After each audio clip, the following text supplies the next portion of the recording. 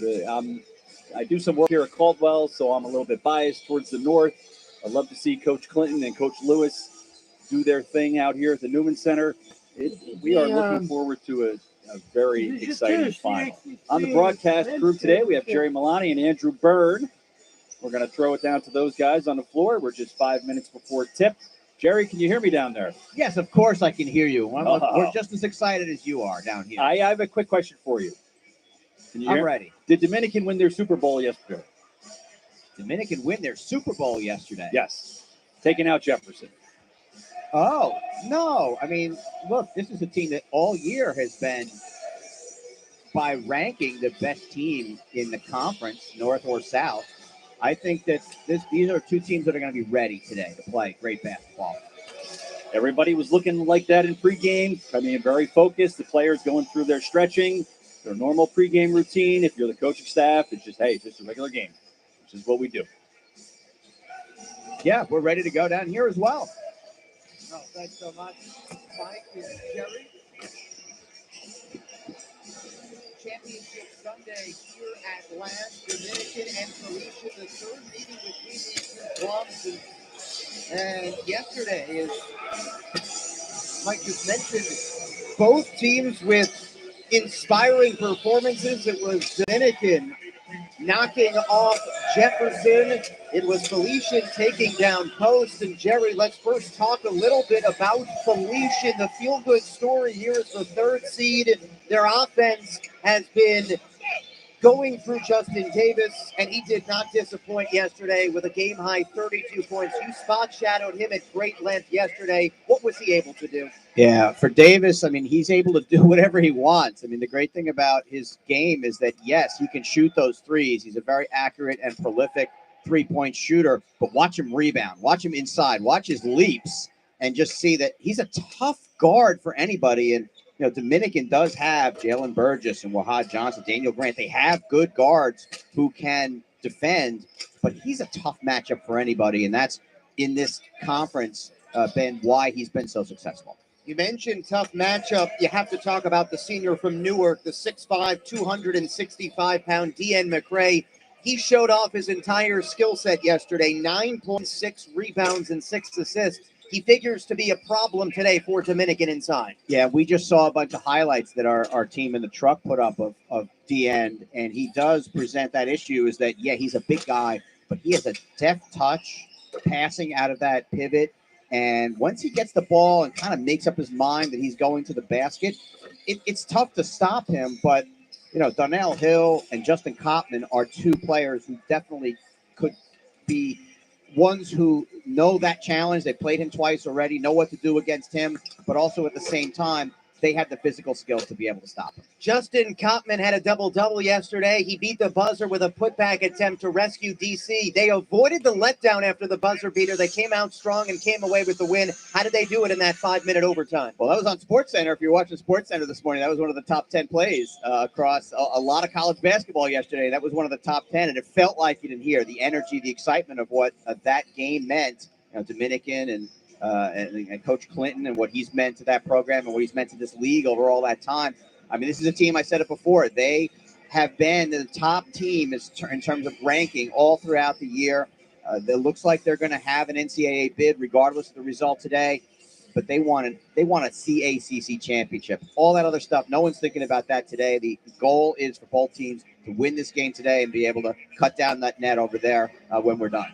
Felician and Dominican. We talked at great length yesterday as well. It's tough to beat a team 3 times. In the regular season, Dominican handed it to Felician. What are you expecting today? Yeah, both games were very similar. Dominican kind of took charge in the third quarter or the early in the second half of both of those games, kind of pushed ahead and ended up with double-digit wins.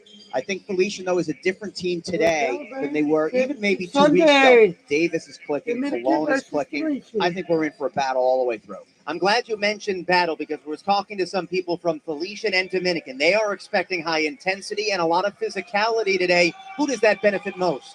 You know, I think that benefits Dominican. I know that Felician is a little bit guard heavy in terms of the production they've gotten this year. And Dominican has great guards as well, but those two guys up front, especially defensively, like to scrap, like to do things, and even the backcourt players as well. But I think that would probably benefit Dominican. I think they've played that way more often. But Felician's not going to be afraid. They're not going to back down one bit.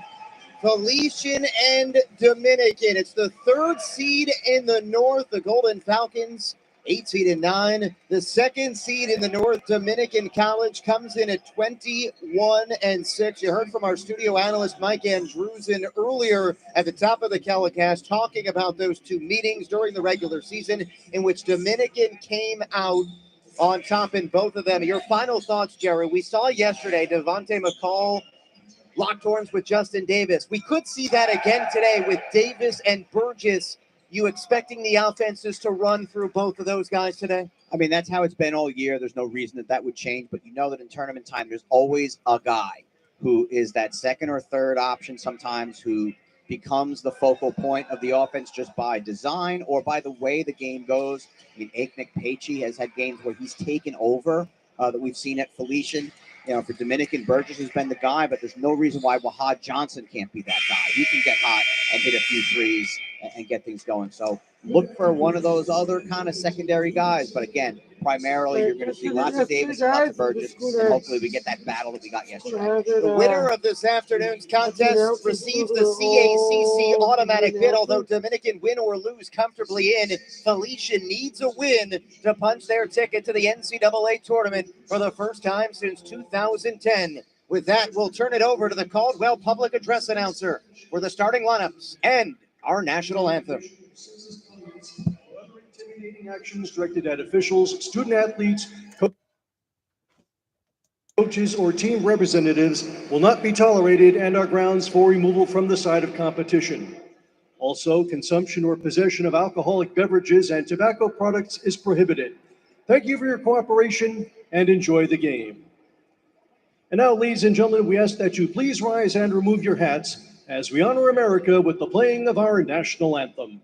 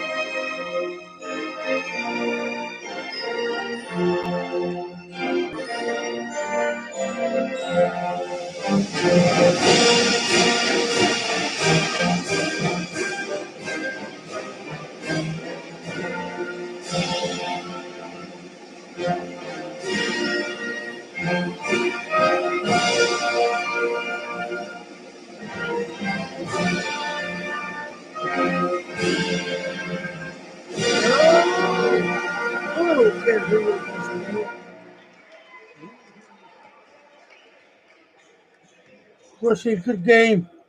And now here are the starting lineups for today's game. At forward for Felician, a 6'5" junior from Newark, New Jersey, number 14, D.N. McRae. At forward for Dominican, a 6'5" graduate student from Spring Gardens, New York, number 5, Jalen Burgess.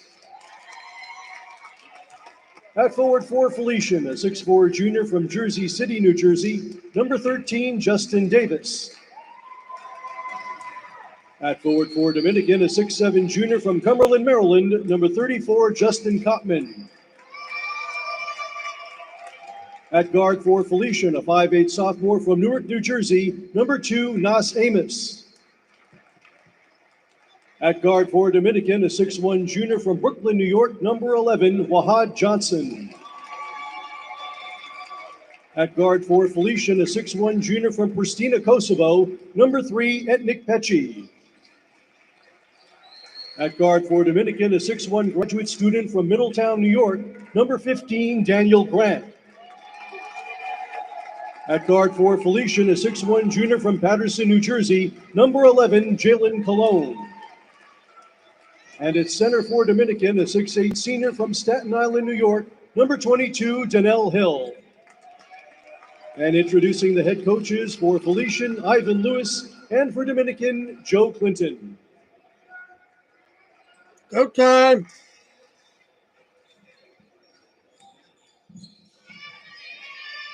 Andrew Byrne welcoming you back inside the George R. Newman Center, the campus of Caldwell University, Caldwell, New Jersey. My partner, Jerry Milani, our studio analyst, Mike Andrewson. Later on in this first half, we'll hear for the first time from our sideline man, Jim Furchland. And Jerry, this place is packed. We expected a large contingent of Dominican fans behind us, Felician fans across the way.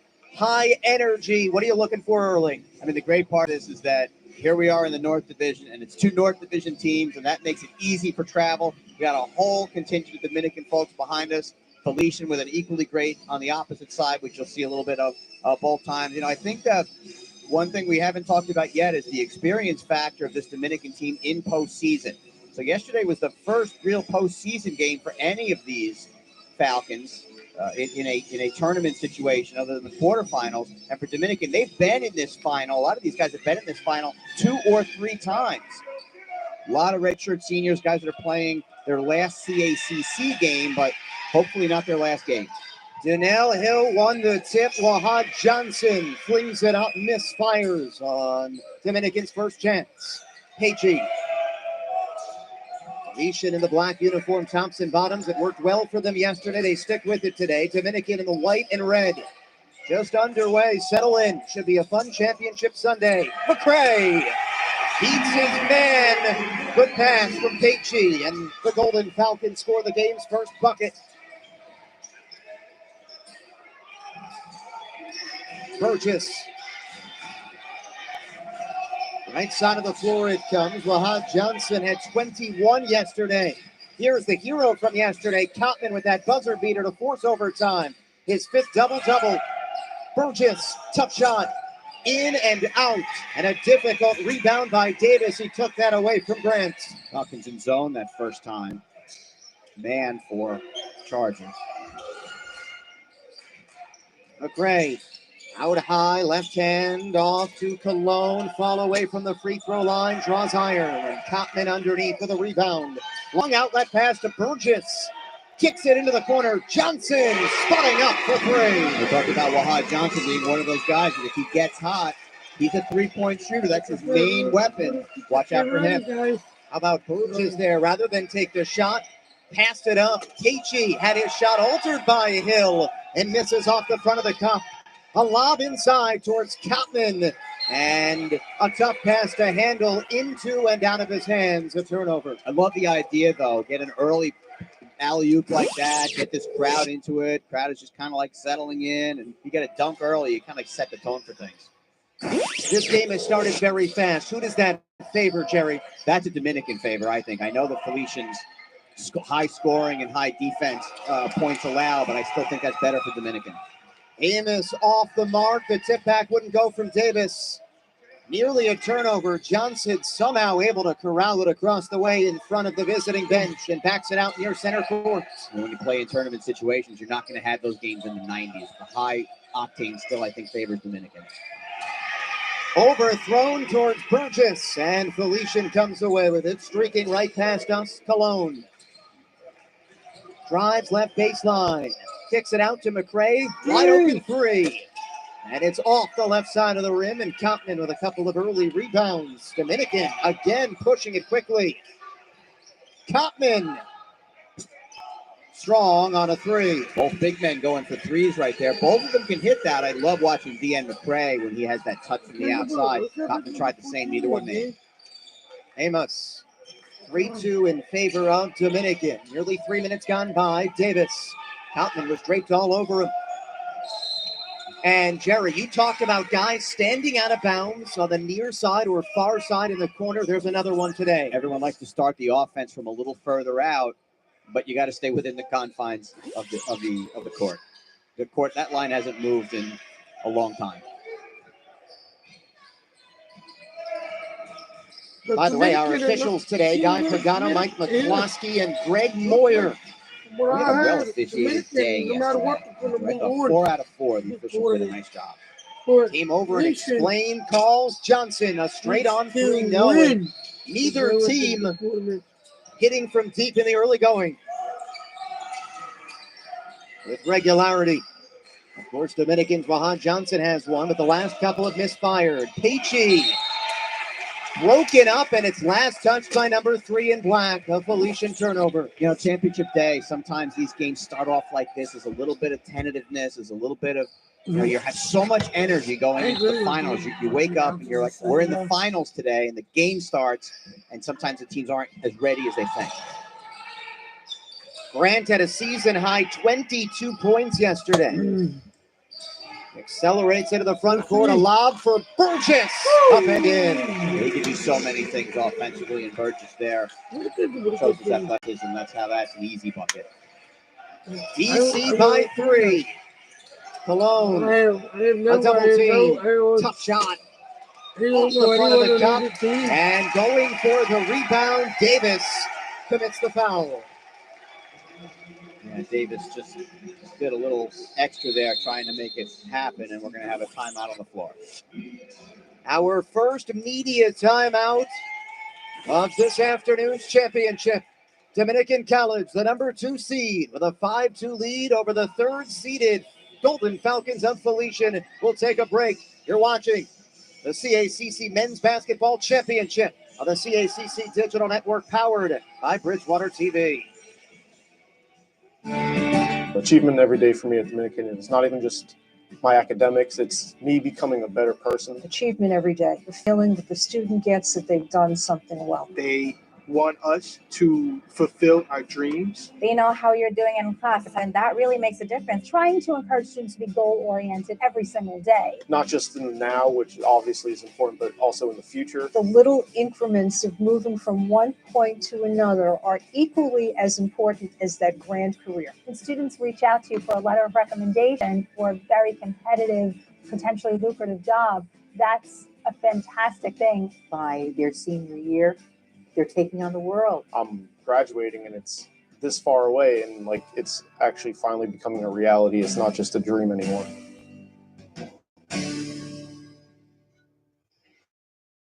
Dominican with a 5-2 lead over Felician, and Jerry well. Felician just 1 of 6. Dominican just 2 of 6. I think so. And you have the frenetic pace, and sometimes you have the frenetic pace baskets, and it's going back and forth, and it's a different, still the same. Now it's a question of which team is going to make the first run at baskets here and kind of get things under control. Grant brings it up left to right on your screen. DC in the first half, and a tie up underneath. McCray getting his hands on the rock, and it's back to Felician. Yeah, Dan McCray, just an underrated defensive player, I think, in this league. He's a guy who we know he can do some things offensively, the great touch, but defensively he can guard different size players. And an official's timeout is one of those caps that protects maybe an electrical outlet at midcourt has come loose. We've seen more of that this year. I saw that once happen up at Dominican and happened here as well. Looks like the volleyball or the electric thing, but in any case, we'll restart. And because the ball was rolled up and never touched, no time came off the clock, and it will go back to the baseline for Felician. And once again, they'll roll it up. Oh, here comes some pressure from Johnson. Little bit of everything this weekend at Caldwell. Davis hopping his way. No putback attempt. It's short. And the struggles for Felician continue as Brant Roundtree is on for the first time today. Here is Roundtree. Missing a 3. Well short. A lot different than what we saw yesterday from Felician, where they came out just smoking. Amos hanging in the air, going against a triple team. And no good. Grant lost the handle. It's rolling up the sideline and off of Cologne. Yeah, so Cologne right there, such a good on-ball defender, and that time just stopping the ball and stopping the flow of the offense right there. You see this play, and it's definitely touched by Jalen last. Thankfully, Cologne did not try to scale the barrier. He would have headed right into the broadcast booth and into your living room. 15-10 to play first half. Low scoring. Dominican with a 3-point lead. They swept the season series, the regular season, and Kopman's pass well overthrown, not on the same page with Burgess. I think we're seeing on ball 10 just before we saw Davis, I think, was maybe trying to force something that wasn't there. And I think that pass there is a force of something that maybe has worked during the season, but just right there, it wasn't there, and better to reset the offense and try something else. Pacey. Kopman out on McCray, bodies his way inside, strong to the cup, right-hand scoop shot, rims out. Rare miss for the end from that close. One of the highest field goal percentages in the league. Johnson maneuvering his way to the basket, is fouled. We finally get a foul on a drive attempt. Something I think Dominican is going to do more of during this game. Burgess, so good at that. Daniel Grant as well.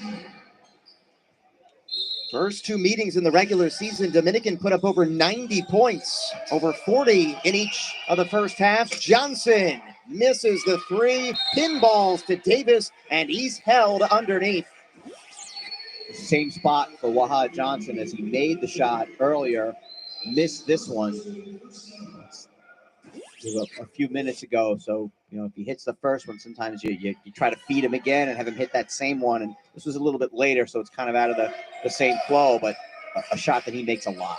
Dominican, as you see the graphic on the screen, just 1 of 5 from deep. Felician, 0 of 1. Cologne. Inside, Davis up with the right hand. It took Davis a few minutes to get going yesterday, even though his teammates had built up a big lead, and then he was the dominant force the rest of the game. Felician trails by 1. Johnson losing his footing and lost the basketball out of bounds. A DC turnover. The second straight possession where Dominican is trying to drive at these Falcons guards. They're really good defensive guards. We talked about it yesterday in terms of breaking the press and how good they are offensively. But defensively, these guards, they handle the ball well. And even DN McCray from his forward position, you'll see him bring the ball up a lot like he's doing now. These are all good ball handlers on this team. That basket, by the way, for Felician was the first in 5+ minutes. They have gone cold from the floor. Roundtree ducks under and swirls it home. So Davis, by trying to draw that foul, ended up not being able to get back in time on defense, and Roundtree took advantage. What are you noticing, Jerry, with this Felician offense? They scored 25 seconds in and then nothing until that Davis bucket. I think they'll be all right. I think they're just not making shots. I think the shots are okay. You see Cologne right there get the layup. Burgess right around DN McCray. Got to get back faster on D there. The release by Burgess as soon as that shot went off and was able to get free. When you talked about DC loves to play fast, here's Amos playing fast. This is what we expected, Andrew. And getting it to go. Now a turnover. Maybe a bit too fast that time down the floor for the Chargers. 9-8. Dominican. McCray. Golden Falcons in front. So that's the looks they weren't getting earlier, taking maybe some forced shots. This time, layup, and they take the lead. Maybe it took that Davis bucket to get them going. Joshua Serrano, number 1, is on for the first time today. Burgess in the paint. Rejected by Cologne. You think with Burgess getting the ball down there so deep, he's going to have an easy bucket, but not with Jalen Cologne there. McCray.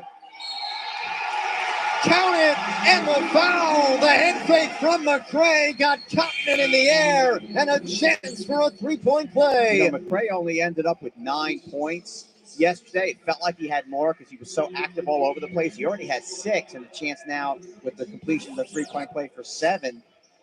He's taking it right to these Dominican Chargers in the front court. It's an 8-2 Golden Falcons spurt.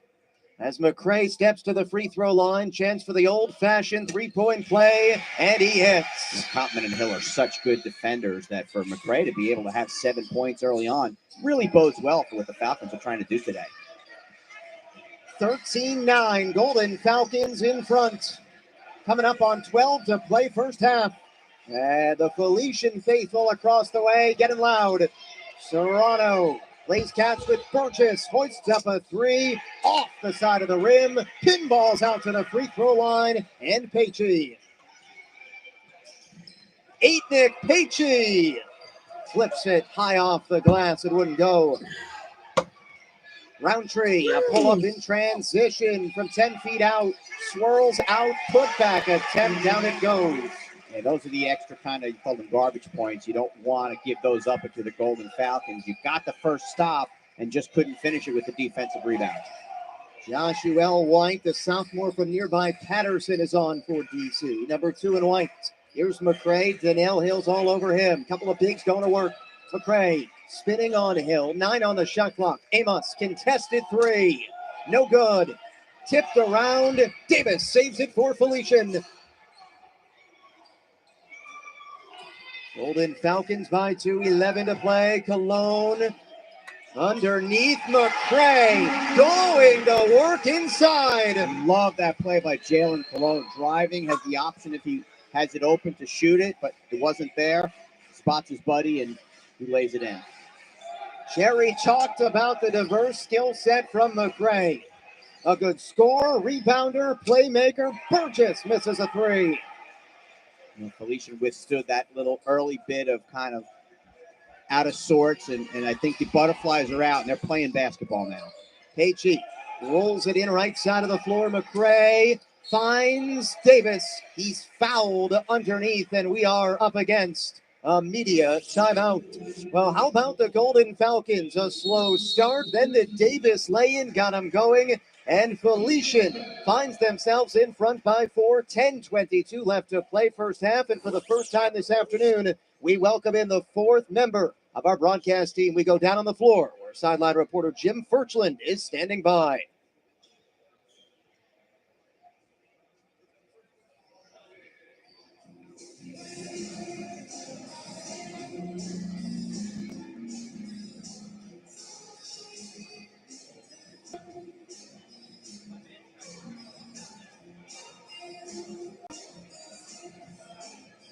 We're having trouble there with this Understand sideline. we are Same trouble I had experiencing- yesterday. Mine fell right off, so Birch will figure it out. We'll go to him next time. But just let's talk about kind of how the start of this game has gone for Felician. They started off by, not. I think they had the maybe more butterflies even than Dominican. But as soon as they got, you said it, as soon as Davis made that shot, I was like, okay, now we make another layup. Now we make another layup. When you're shooting layups, it makes it easy to get that score up. But, they lead by 4. I think it's, maybe that start after the game is played for a little while, you get to the point where it doesn't matter that you haven't played in a final before. This is a Dominican club that shoots it at almost 32% from deep. They've struggled today at 1 of 7. What are you seeing from the Chargers beyond the 3-point line? Yeah, I think it's just the shots aren't falling. I mean, Wahad Johnson made the one from the corner. He missed the second one. Burgess missed that open shot. He's going to hit those. They're going to start hitting those, and we're going to have one of those games where we're just going back and forth. Now, following the media timeout, 10:22 to play first half, 15-11 in favor of the Golden Falcons, and Jerry just touched on it. Slow start for Felician. Now they've settled in and found their footing, and it's up to Dominican to respond with a counterpunch. Well, these are guys that have been here before, and this is where that part of the experience is going to come into play as Bukanagbo comes in for the Golden Falcons. The Chargers, these are all guys, Burgess and Wahad Johnson and Grant and Hill and Cotton. They've all been here before, every one of them. Pacey, contested left wing 3. That's great defense by Roundtree, and that shot caroms off the side of the backboard. Serrano hands it to Roundtree. Hill, Burgess, and Joshua White complete the 5 on the floor for DC. They'll leave Hill open. Beyond the arc, here's Burgess. Rifles a pass right side of the floor, and Pacey redirects that out of play. Falcons continuing to play solid man defense here. Malone Davis, Amos Pacey, and as Jerry mentioned, Ebuka Nagbo on for the first time. Tough shot by Burgess. He falls into the Felician bench. It's a 3. Budge got a little joke, a little laugh out of that there. Burgess turned and smiled to D. and McCray. A lot of respect between these teams. They played each other twice. They play each other twice every year. Davis toss, fall away shot, left baseline. DC was all over him, and Davis still put it in. Such a special offensive player, Justin Davis. Serrano zips it across. Joshua White directing traffic. Contested far corner three, well off the mark. In transition, Cologne out of control a bit. Fortuitous to get it back, and now a foul against the Chargers. Yeah, he got to the point there. He got so far down that really he probably couldn't take that shot. He was under the basket, so his only choice was to kind of try to flip it back and hope that the trailer was in front, but he got lucky that it got knocked away, but he was able to keep it. 4 fouls in this first half against the Chargers. 2 on Felician. That is the first on Roundtree. As Daniel Grant is back on. Off the inbounds pass, Davis. A baby jumper, kissing it off the window. Yeah, deadly from there. Once it gets it, you just score the 2. Johnson, right baseline, impeded a bit. Now he slithers inside. Pretty from number 11. A little bit of a flex as well. Yeah, Dominican will let you know when they score. They've got some excitable players, and the crowd is certainly egging that on. Rahan Johnson, 21 points yesterday. Pagey floating it up with the right hand, and down the chute it goes. Well, partner Pagey's been fun to watch this tournament. Yeah, glad to see him come back from the injury. Missed a couple of games, but he's back. Speaking of fun, Jalen Burgess at the other end. A quick answer. The teams trading baskets, and both teams beginning to hit their stride offensively. Davis, the cutter, on a find by McCray. Yeah, love Dean McCray there. He was the whole time knew he's going to have Davis cutting, and it's such a touch pass. Caught and passed it in the same motion. The surplus is 5. 7:35 to play first half. The Golden Falcons looking to head to the NCAA tournament and clean the league's automatic bid. Johnson couldn't get it to go with the left hand. Unlucky there. It was a nice shot. Just couldn't go. Great move to get there as well.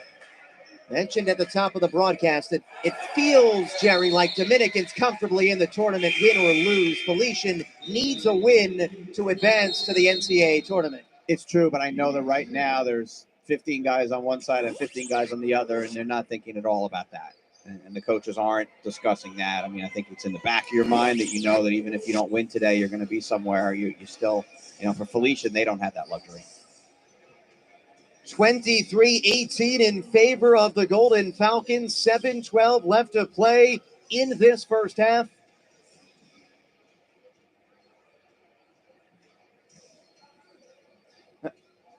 And Jerry, we talked last media timeout about Felician getting in gear, and they haven't missed a beat. What are you seeing offensively now for Dominican?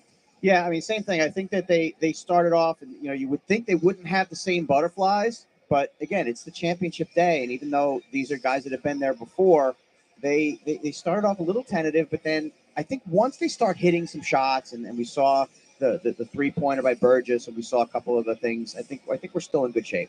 And I believe Jim Furchland, the fourth member of our broadcast crew, standing by on the sidelines with a report. Jim? Thank you, Andrew. And yes, finally, we got my mic to work. Yeah, team physicality and speed is what assistant coach Joe Quinton said to me, the son of head coach Quinton.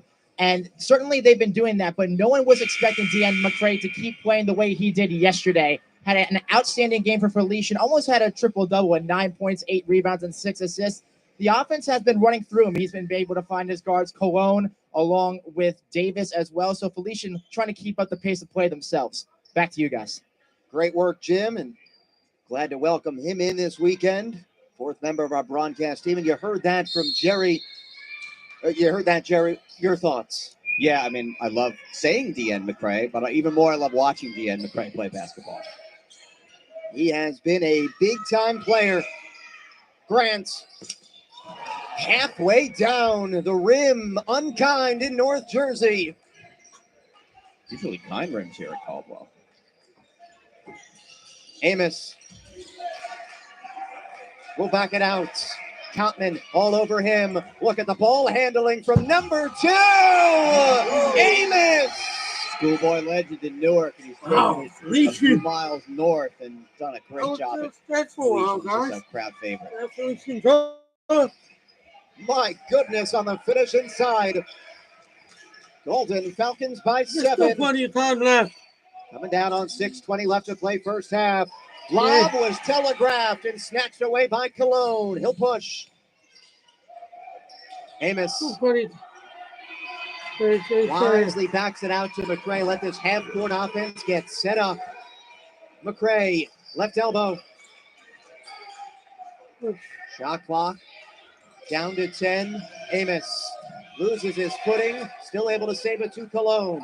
Shot clock at 6. McRae knocked away off of DC. It's Wahad Johnson making contact. 1 second left on the shot clock. Yeah, Chargers a little bit more aggressive defensively here. Really trying to Remember what shut down happened. those driving lanes. Remember that we In that time, had really nothing else that yesterday they tried to didn't. do with the shot clock winding down, But but they try to take it to the basket. usually and have the 8. handle, he might have been able to I draw mean, a they foul and have put it up.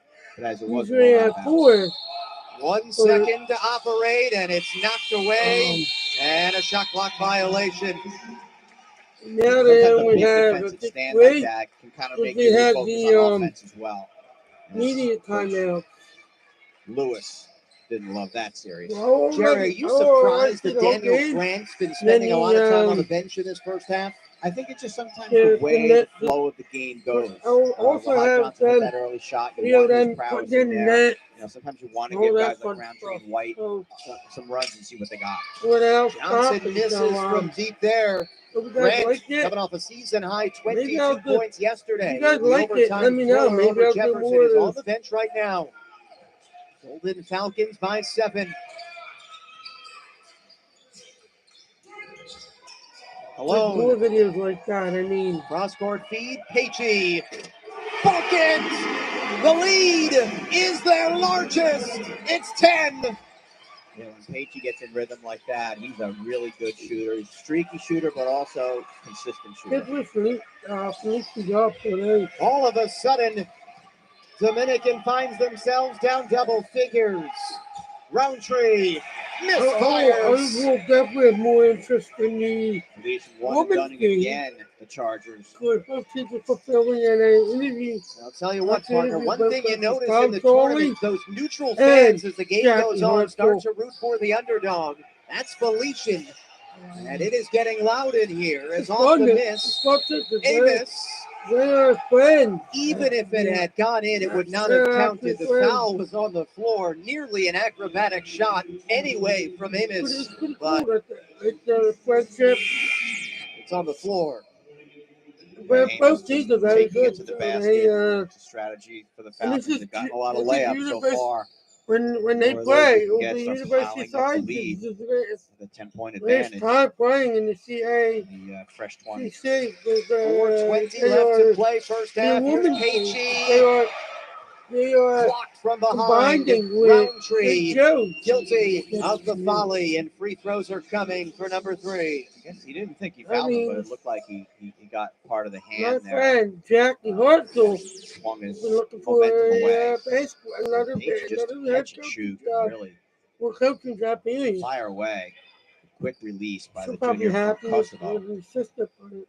A young man that missed his No. team's first 9 games, didn't make his season debut until December 20th. He has made a name for himself in the month of March. He had a career-high 26 points in the playoff opener. He followed that up with 11 points yesterday, and now Peachy a chance to convert at the free throw line, and he bakes boom. He scored 10 or more in 9 of his last 10, and he's on his way I today. wonder. This could be my lowest. The lead Probably has the grown lowest- to a probably dozen, my lowest Felician's life largest. I think. Kottman, We got 2 hours. right elbow, lost the handle. And it's staying with Dominican. How about Nas Amos? I don't know how long Not it'll afraid be. to go after you. Well, 40 minutes Justin and then Kaufman, halftime. List Amos at 5'8". He might be 5'8", and Kaufman 40 at plus 6'6". 40 About a is foot difference. 40 plus It is a 9-2 run for Felician. That's 55 Dominican has minutes. gone nearly 4 minutes without a bucket. The Golden Falcons take a 10-point lead into our last media timeout. 3:58 to play. Come on back on the CACC Digital Order Network, powered timeout, too. by Bridgewater TV. Let's just take 2 hours, give or take.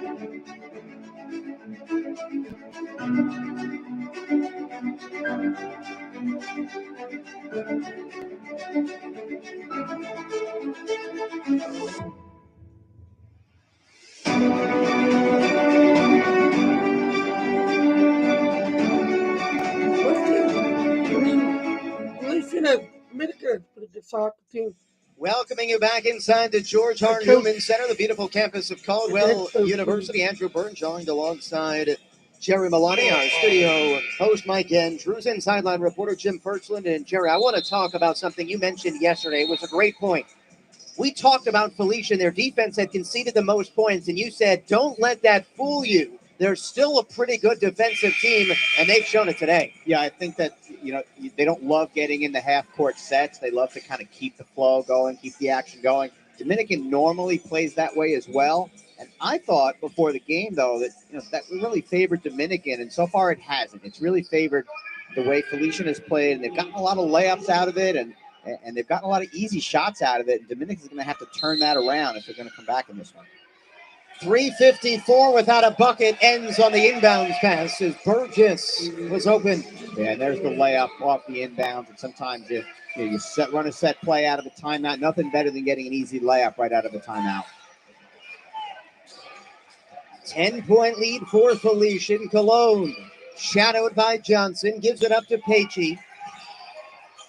Maneuvers to the basket, left-hand scoop would not go. McCray, the offensive rebound. It did not hit the rim. The shot clock down to 5, and it's deflected into the DC bench across the way. Pacey with a great move, just couldn't finish. And the offensive rebound gives the Golden Falcons another chance here with 5 seconds to shoot. McCray was looking to give it to Davis. Shot clock at 1, and that will not count. After the shot clock expires, the turnover. Sometimes you come out of the timeout and you have the internal clock in your head, or you come out of the inbounds pass and you have the internal clock in your head, and you get back in your regular. You wouldn't want to throw it up there, but then you have to, but you don't. Grant's back on and making his presence felt. A chance for a three-point play. I mean, you called for it before. Where's Daniel Grant after that great game yesterday? And he's in there today now, getting things back on track here for Dominican as they try to edge their way back in and cut this lead a little further. Oh, the redshirt senior from Middletown, New York, converts a three-point play. And now, out of the media timeout, a little bit of a Dominican run. It's a 5-0 spurt as Joseph Merrill, the freshman from New Hampshire, seeing his first action this afternoon. Yeah, Merrill, a three-point shooter. He's third on the team with 23 of those. Limited action, but gets them a little spark off the bench. Maybe stretches defense out a little bit. Here comes one of those Dominican runs. Amos all the way to the basket. Nothing to stop a run like an easy shot to deflate the defense. The southpaw, Merrill, was open for a moment and misfires from deep. Jerry, this 2:45 seems critical for Dominican down 9. Yeah, it's an important time here. Again, it's going to be a lot of scoring in this game, so it's not as critical as we saw in the women's game yesterday when a 9-point lead felt like impossible to reach, but an important chance here for Dominican to get back in it. Off the Davis miss, Burgess hands it off to Grant. Contact inside, shot wouldn't go from inside the free throw line. They'll play on. Yeah, I think it's good letting that one go. It was a contact, but really half initiated by the offensive player and not enough contact really to alter what he was trying to do. And it was a good shot, a little off balance, but a shot that he can make. Left side of the floor, Cologne. Shot clock down to 10. Deliberate half-court set this time. Amos Flips it out high, Cologne. Shot clock at 3. Runner! Down it goes! Cologne contorts his body as well as anyone I've seen in this league. It looks like it's going to be a wild, crazy shot. And when you look at it on the film, he's actually straight up by the time he shoots it. And how deflating for Dominican. Great defense for nearly the entire shot clock. Grant, tough shots. And that looked like a force there. He really wanted to feel like he had the advantage on Ramos with the height, but Ramos really stood his ground. This feel-good Felician club up 11 over the second-seeded Chargers, trying to KO number 1 and number 2 in back-to-back days to head to the NCAA tournament. Running down the shot clock at 5, McCray, offensive foul. Yeah, so that time, DN just kind of got everything going in the same direction, and if you can stand your ground and you can feel like I can take the 265 going over me, you're going to get that call, and Kottman got it. And good to see from Kottman. He took a couple of key charges in yesterday's game against Jefferson. He had the buzzer beater. We're told that buzzer beater was a top 10 play on SportsCenter. He had a double-double, and he was 6 of 6 from the free throw line in overtime. Yeah, he's such a good defender in the tradition of his brother Jason, who played at Dominican a couple years back, and similar kinds of players, both very good defenders who also contribute a lot on offense, double-digit scoring. Coming down on 60 seconds left to play first half. Grant. Kottman backing down his defender, the up and under, and underneath. Nagbo says no. Nagbo, he gives this team this little jump. He just comes in for 3 minutes, 2 minutes at a time at the most, but he gives the team a little lift every time Buka comes in the game. You spot shadowed that yesterday. You said, look, he'll play 4 or 5 minutes in the first half, 4 or 5 minutes in the second half, but there's no drop-off when he comes on. You never don't notice that he's in. You don't notice when he comes in, but once he's in, he's always doing something, grabbing a rebound, making a pass. Delightful guy. Really nice. We got to meet him a little bit at Felician, too. Just a super guy. The junior from Niagara Falls spent a season at Frank Phillips College. He averages just 2.2 points per game and 2 rebounds per game, but as Jerry just mentioned, when he comes on, his presence is felt. He gives you a couple of minutes here, a couple of minutes there, but they're big minutes for Coach Ivan Lewis's club. By the way, it was Felician that called a timeout to draw up a play.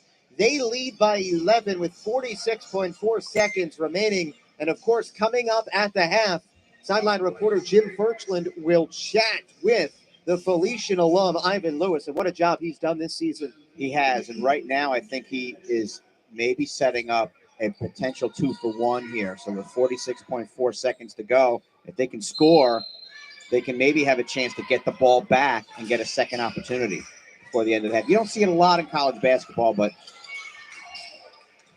they may go for that. Cologne lobs this to McCray.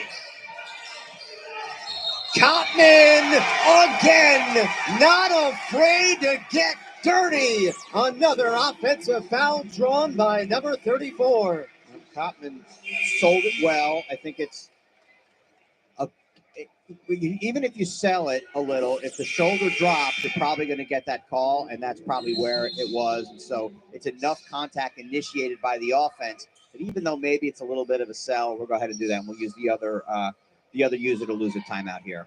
DC to talk it over. 34-23. Felician in front by 11. 31.2 seconds to play. What are you expecting out of this huddle from Dominican? I mean, it's basically an end of the period here with 30 seconds on the shot clock, 31 seconds. And I think Dominican they've been getting some good shots, but they've also been taking some bad shots. So this is an opportunity here for Coach Clinton and his staff to just remind the guys, hey, we don't have to take the first shot we like. It's the end of the half. Let's run some clock down. But also, let's make sure we get a good shot. And you can go into the half, and instead of being down 11, you're down 9.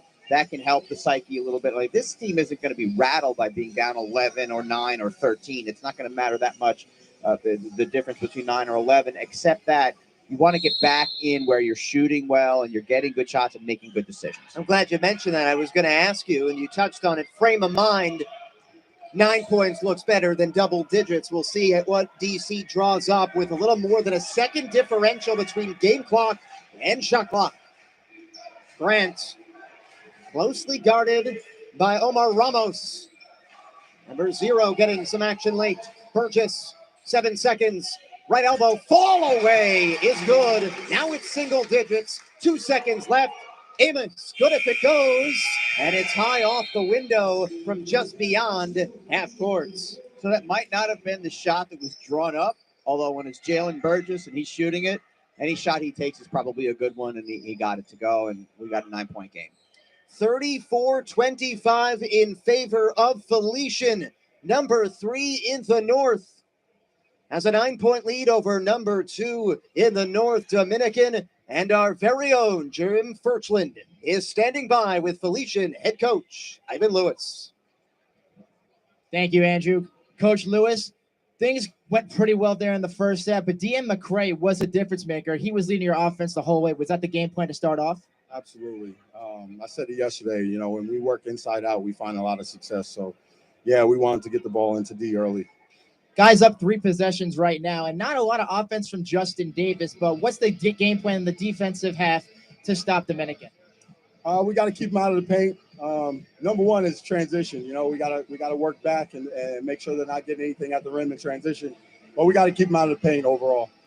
Took down post yesterday, sweep your regular season. Now you're up 9 versus a good Dominican team, swept you in the regular season. How you feeling right now with a 9-point lead? Not feeling too good. Hopefully we can get it done. All right. Coach Lewis, thank you.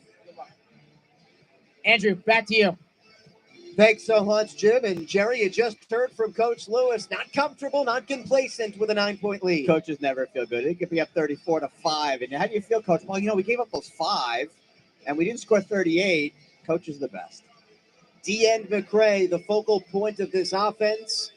Jim asked him if that was the game plan. He's played the whole way through, and I expect he's not coming off the floor in the second half either. No, I don't think so. I think that this is a team that they're going to go with what they're going to go. In the first half, a lot of times you'll sub in another guy, you'll use 9, you lose 10. In the last 6-7 minutes of this game, other than like these offense-defense type substitutions, I think both teams are going to go with their 5 best. Psyche standpoint now. Dominican got it to single digits. How are they feeling in the locker room?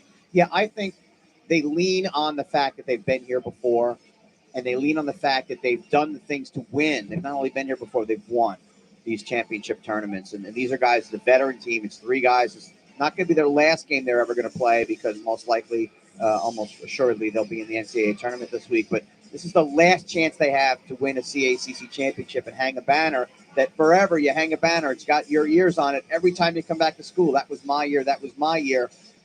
They want to go out now and get that banner, and they've got 20 minutes to do it. What will DC need to do in the second half? Are you expecting the offense to run even more through Burgess and Johnson and Grant? I do. I think they just need to get better shots. I think that there have been a couple shots they've taken that they'll look back on that and they'll go, that wasn't the shot we needed there. But I think there's an opportunity for them in the second half if they get better shots and Burgess starts hitting a couple, that'll open it up for somebody else, a Wahad Johnson or someone else to be a supplementary player. The story of the tournament, Felician. They knocked out the second seed in the South Chestnut Hill. Then the North Division champions, Post. And now they have their sights set on Dominican. They lead by 9, 34-25 at the break. We send it back upstairs where Mike Andrewsen is standing by. Guys, it was a very exciting first half. We saw a lot of guys kind of logging some minutes there. Amos played all 20 minutes. Cologne played all. What are you doing? No, I can't hear you.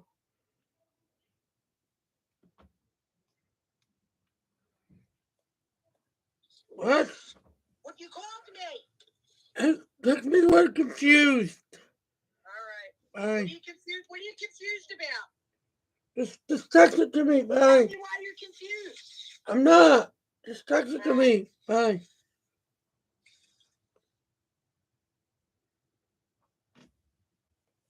Is it the halftime show, guys? Offensive zone. Strong on defense. Dominican settling for one shot. They've got one offensive rebound so far.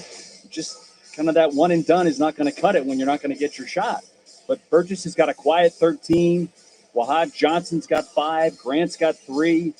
On the other side, DN's got 9. Davis has got 8. Nas, got on my note sheet here. Nas, 2 great layups in isolation. Felician just looks a little bit faster right now. It's going to be an exciting second half for sure. But what Jerry had said about Dominican leaning on the fact that, hey, okay, you know what, we're going to be good. You know, we played in these tournament games before. Let's get our act together and clean things up at halftime. Looking forward to a great second half. We'll throw it back to the truck. We'll be back with you for the second half start.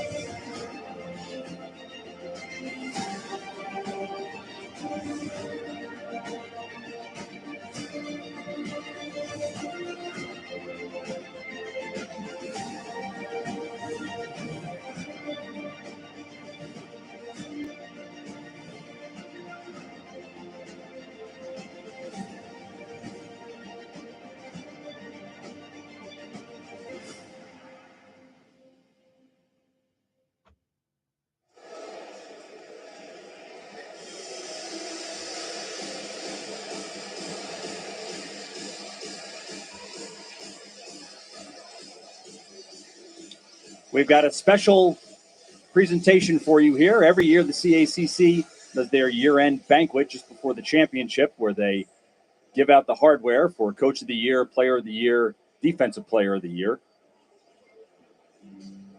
That took place before the championship kickoff this weekend. It's exciting to see all the players. Everybody gets to come dressed, get a nice meal before they embark on the big festivities of the weekend. Commissioner Dan Mara, Dr. Bias, the assistant, handing out the hardware. The head of officials are a signer right there. The Herb McGee moment. We may have seen the last time for Herb McGee on the sidelines, unfortunately, with that loss. Tom Shirley, Coach of the Year.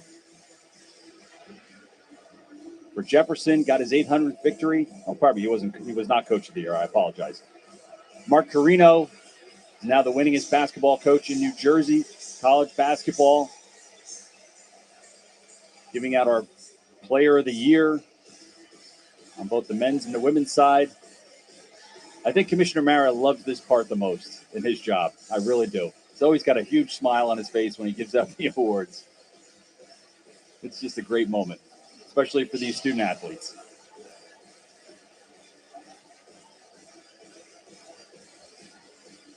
We're going to take a look at some first half stats.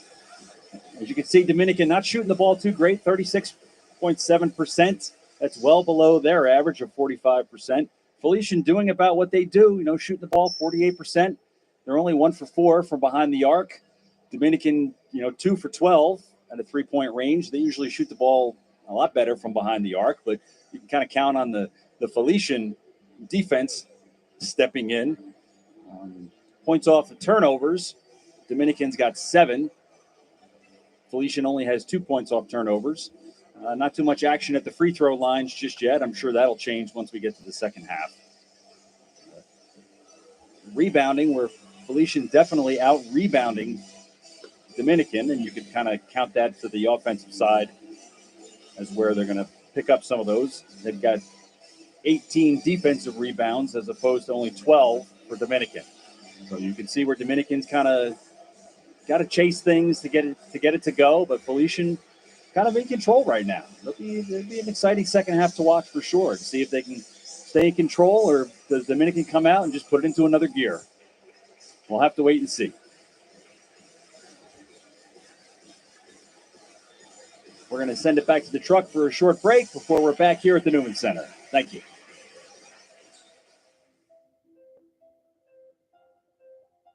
Do you want more recognition for your team? Who should I ask if I have any problems? How can I share my ideas? How can you get involved and make it yours? Joining Student Athlete Advisory Committee allows your voice to be heard. The mission of SAC is to enhance the total student athlete experience by promoting opportunity, protecting welfare, and fostering a positive image. Who is SAC? SAC members are student athletes supporting other student athletes. SAC members vote on rules, partner with great organizations such as Make-A-Wish and Team Impact, and build pride on campus and in the community. There are 3 different levels of SAC to get involved in. At the campus level, there are 307 Division II institutions that sponsor SAC. Each campus SAC is led by an athletic administrator and a committee made up of student athletes from a variety of athletic teams. There are 24 Division II conferences, each with their own conference SAC. The representatives share best practices, success stories, and new ideas that can be brought back to each campus SAC. The National SAC is made up of 1 student athlete from each of the 24 Division II conferences. These student athletes are your voice and are charged with the responsibility of relaying the overall student athlete voice for the division. Your voice has value. Get involved. Take ownership in your experience. Leave a legacy. Make it yours!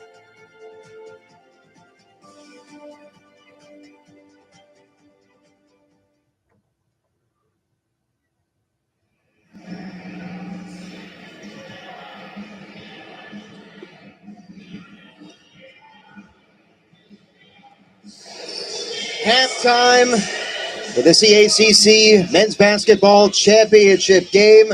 34-25, Felician in front of Dominican. And Jerry, let's talk about this Cinderella run. It's not as much as what you do in the regular season. You get hot at the end of February and into March, and that's what we're seeing with Felician. And this team has been like this, and they had some injuries early, just like everyone. They had some issues with teams' COVID and games they didn't get to play because of other teams not playing, getting COVID, and then they finally kind of got it all together, got all their games in, and just been playing their best basketball the last, I'd say, 3 weeks of the season. I've seen a lot of them. Jim Felician, who we're going to hear from in a minute, he's seen a lot of them. He's broadcasted a bunch of their games. This is a team peaking at the right time and playing its best basketball. Now, on the flip side for Dominican, a team comfortably in the tournament field. But as you said, it's still nice to win a CACC championship and hang that banner. Yeah, you want to get in for the banner. You also don't want to leave anything to the imagination of someone on a committee, and you want that seed to be the best seed you can get so that your first game, is against a team maybe a 6 or a 7 instead of a 4 or a 5, and get that better kind of side of the bracket there. Because this Dominican team, they went a couple of years back, 3 years back, won that first round game, and had their second game right on the verge of making to a regional final. And the goal is lofty. The goal is to get there. And this is the first step was getting to the CACC tournament. The second step, getting the home game, and then getting to this championship and winning it is the third step. And you got to go one at a time. And there's no way to count out this Dominican team with the 8-point deficit. We'll see what kind of surge Dominican has in the second half. You know they're going to come. It's what we talked about with all the games. Can Felician weather that storm? They did it yesterday against Post. Yeah, and yesterday the other 3 games after that first one, there was such a back-and-forth battle, was one team went way ahead. The other team never came back. They never made the run. We're like, is this the run? Is this the run? We had 3 games yesterday between the men's game and the 2 other women's games, and no one made that run. And our sideline reporter, Jim Felician, is standing by right now with Dominican head coach Joseph Clinton. All right, Coach Clinton, down 9 in that first half. What happened? You know what? I think last night took a lot out of us. We're a little sluggish, but I think we'll pick it up in the second half. Jalen Burgess, your only man in double figures with 13 points. Obviously, other pieces have to pick it up. Who are you expecting to step it off in the final 20? I think Wahad Johnson will pick it up second half. I think Justin Cotman last night had no points at halftime. He picked it up. So I'm confident they're going to hopefully give a better showing in the second half. Dean McCray has been the key player in this game. So far, Justin Davis hasn't really had that offensive stand. What are your thoughts from the defense in the first half? Justin McCray's a great player, and you know what? He's a smart player, and he knows what to do with the ball. So we're going to keep working them and hopefully try to pick up the pace a little bit, go up and down a little bit, and try to get them tired. Coach, thank you. Good luck. That was Coach Clinton. So far, 9-point game. Felician looking for their first championship since 2010. That is back when Coach Ivan Lewis was a player on that team. And on top of that, Coach Julian Davis Sr. alluded to me for Felician that they are undersized, they are undermanned, and under great expectations. Andrew, Jerry, back to you. Thanks so much, Jim. And let's first talk about what we just heard from Coach Clinton. They have to stop DN McCray. Easier said than done. Yeah, and again, DN yesterday was a force, but then you looked up and it was a 9-point game. He's got 9 here in the first half, but he's kind of had his way. He had those 2 offensive fouls. I wonder if that makes him more tentative because he had so much success early on. The last 2 times, though, he tried to drive. Cotman was there, had the good position, drew the charges. What happens the next time he's going for that? And how about Justin Davis? It's been a quiet 8 points, but he also has 8 rebounds for Felician as Wahad Johnson stands right in front of us to trigger it in. Dominican down by 9. Why do we have a second? He said his team a bit tired after yesterday's game. Takes a lot out of you. They came from behind in the second half, had the buzzer beater to force overtime. They were the only team that played overtime. So I think physically exhausting and mentally exhausting. But now you come out of this, you got 20 minutes to a CACC title. Leave it all out there. Will this second half have in store? Team switch sides. DC right to left on your screen, and it's Burgess hanging in the air. Good start for the Chargers. You want to see Burgess get going. Just what they needed. Easy shot off the initial play in the half. He had 13 in the first half, but this offense goes when he goes, and Pagey, that's too easy. Yeah, defensively not what the Chargers want to do, but both teams getting layups, and so start over again. Say Burgess has shouldered the load. He needs help from Johnson and Grant. And Burgess misses the left side of the floor. Free throw line extended jumper.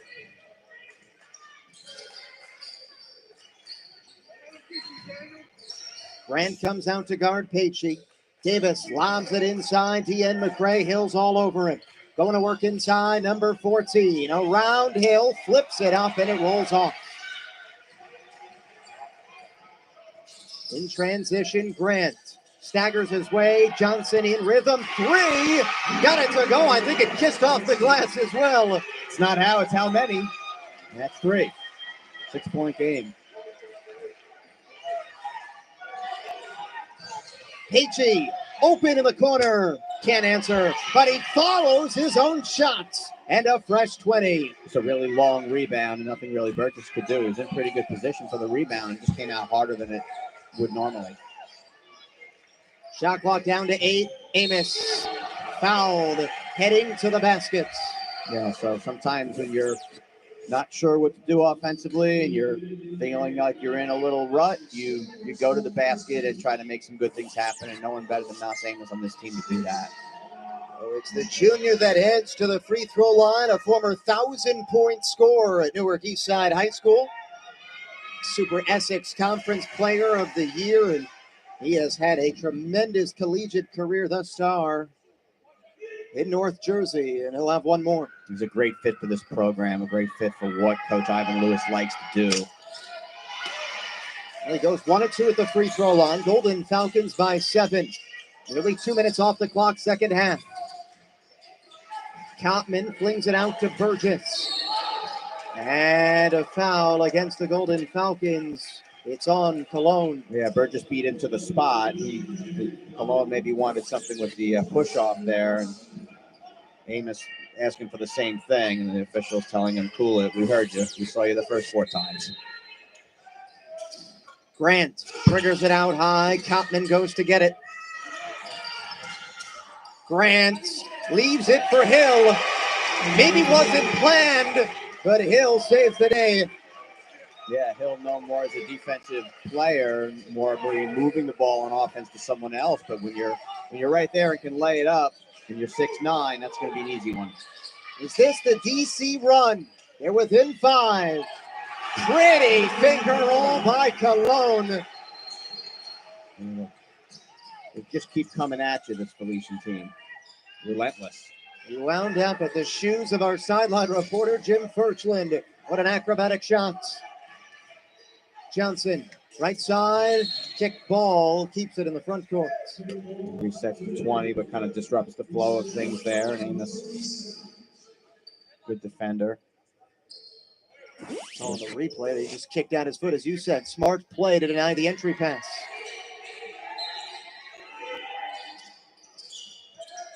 Not on the same page on the inbounds pass. Kottman goes to get it. Now, it theoretically could have gone into the backcourt untouched, so not as much of a disaster. Johnson straight on three, no. Boxing out Davis for another rebound.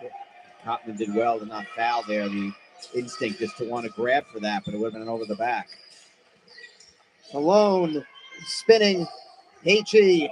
driving, floating, scoring. Yeah, it's a signature shot for Pagey when he's not shooting threes. He makes that. Off a turnover. Amos elects not to take the three. Right hand dribble out to McRae. Plenty of time with which to operate. It's 15 on the shot clock. Right near us, Cologne. 4-0 spurt. It's 9. Long range, Pagey off the front of the cup. Wahad Johnson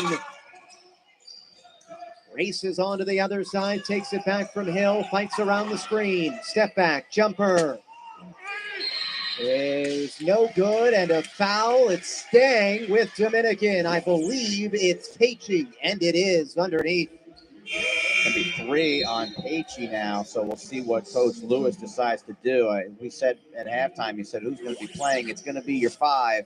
And right now, these are their 5. And they're going with it, and we'll see what Coach Lewis is going to elect to stay with his starting guard, even with the 3. Burgess zips it across left side. Grant spotting his way in, but right at Pagey, hoping for a 4th. Smart play. Cologne pilfers Burgess. Cologne's a ridiculously good defensive player. Such quick hands. All of a sudden, Felician has weathered that storm from 5 to 11. Kottman bodying his way on McRae, up and under, and a friendly roll. Pretty from Kottman. You talked about it, partner. He's fun to watch. Yeah, it's a big-time move. And there, just the momentum from Roundtree. He couldn't stop. He commits the foul. But that's just 2 guys going mano a mano. And a great defense by McRae, not fouling, doing everything he can, but Kottman just making the shots. Our first media timeout of the second half. 15:28 remaining in Caldwell. It is 43-34 in favor of Felician, the 3rd seed in the North, looking to steamroll their way to the NCAA tournament. We'll take a break. You're watching the CACC Digital Network, powered by Bridgewater TV.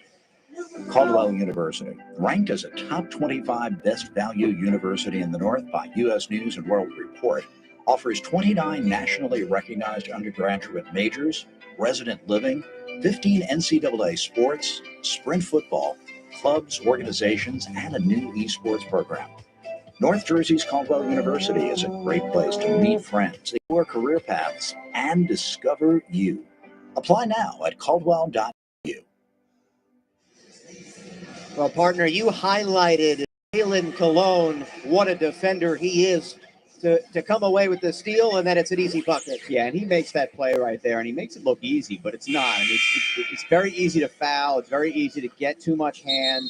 It's very easy to miss it completely and then have someone going with you running the other way and leaving it at numbers in the opposite direction. But he just knows when to kind of sneak his hand in there. He knows the right timing on that steal, and it leads to the easy layup on the other end. You mentioned before, you Dominican making a charge. Is this their run? Is this their run? Next thing you know, it's a 43-34, back to 9 points.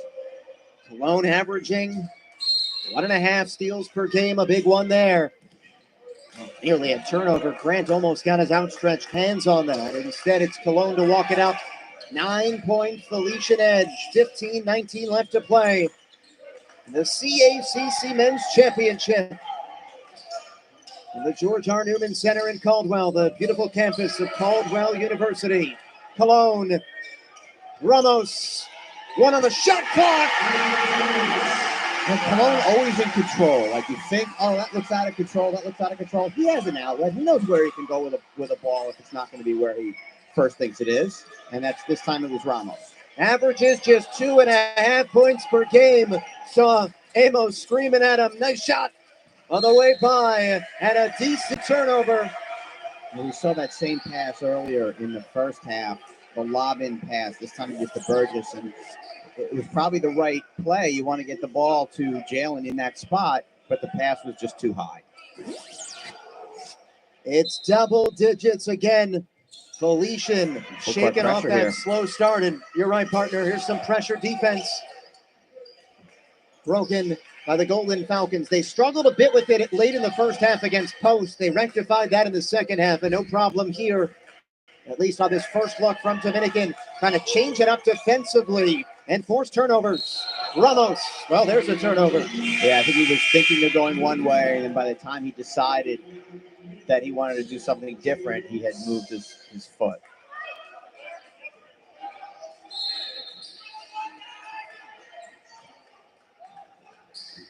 Jaden Honis, number 0 for Dominican, is on the floor. Joshua White, Coutman, Roundtree, and Burgess.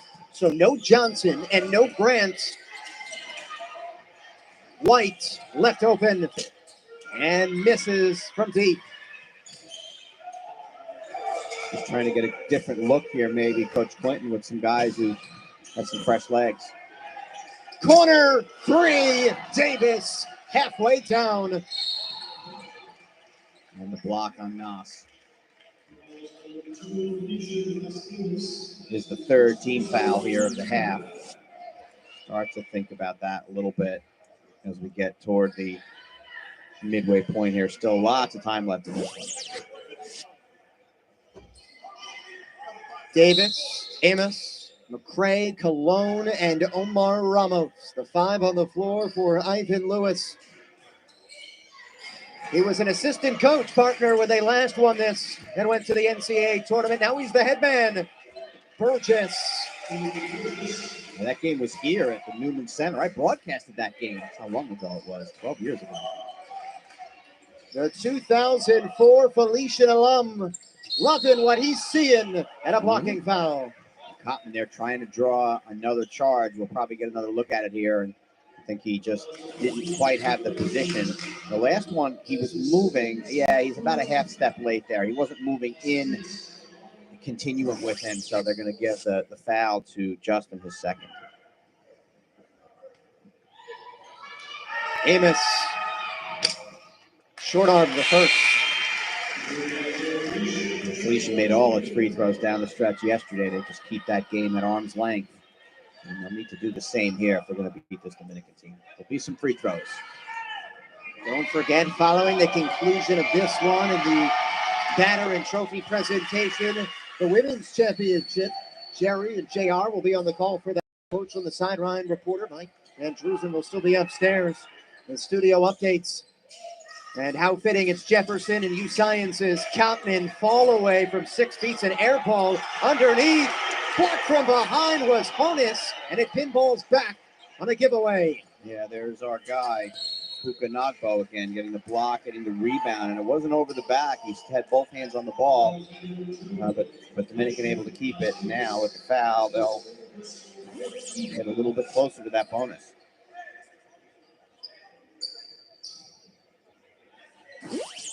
Great block from behind by Nagbo. You called it yesterday. Not a lot of minutes, but when number 21 in black is on, fun to watch. Roundtree, left side of the floor, he'll operate. McCray comes out to guard him. Lead is 10 for Felician. Shot clock at 9. There's a foul. McCray bumping Roundtree on the way to the basket. Yeah, Roundtree a little too quick that time for DN, who's a quick player, but Roundtree just a little bit faster, and now that's a 15 foul. So now the one more to give for Felician before they're going to start sending Dominican to the line. Not a big strength of this Chargers team. They had some issues yesterday with free throws, but Rantry, left wing, book it!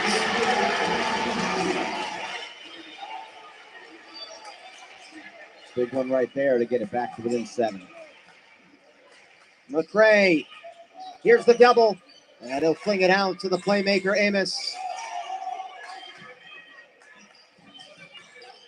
Cologne, as pass inside intended for Nagbo, deflects out of bounds. Yeah, it looked like about a half-second delay on that pass, and if he throws it a little bit sooner, we saw Buka sooner, he could have gotten it to him, but quick hands there on Dominican.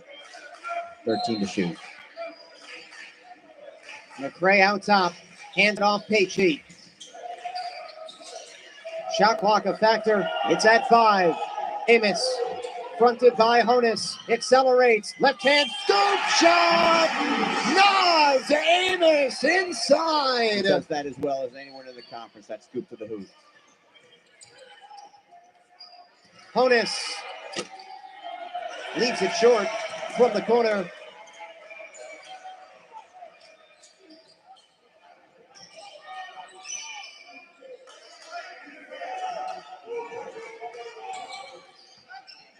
Amos attacking amongst the trees and scoring. Not afraid to go in there and do some things, as you said, among the trees, among the tall guys, and he's still able to get it high off glass and in to prevent the block shot.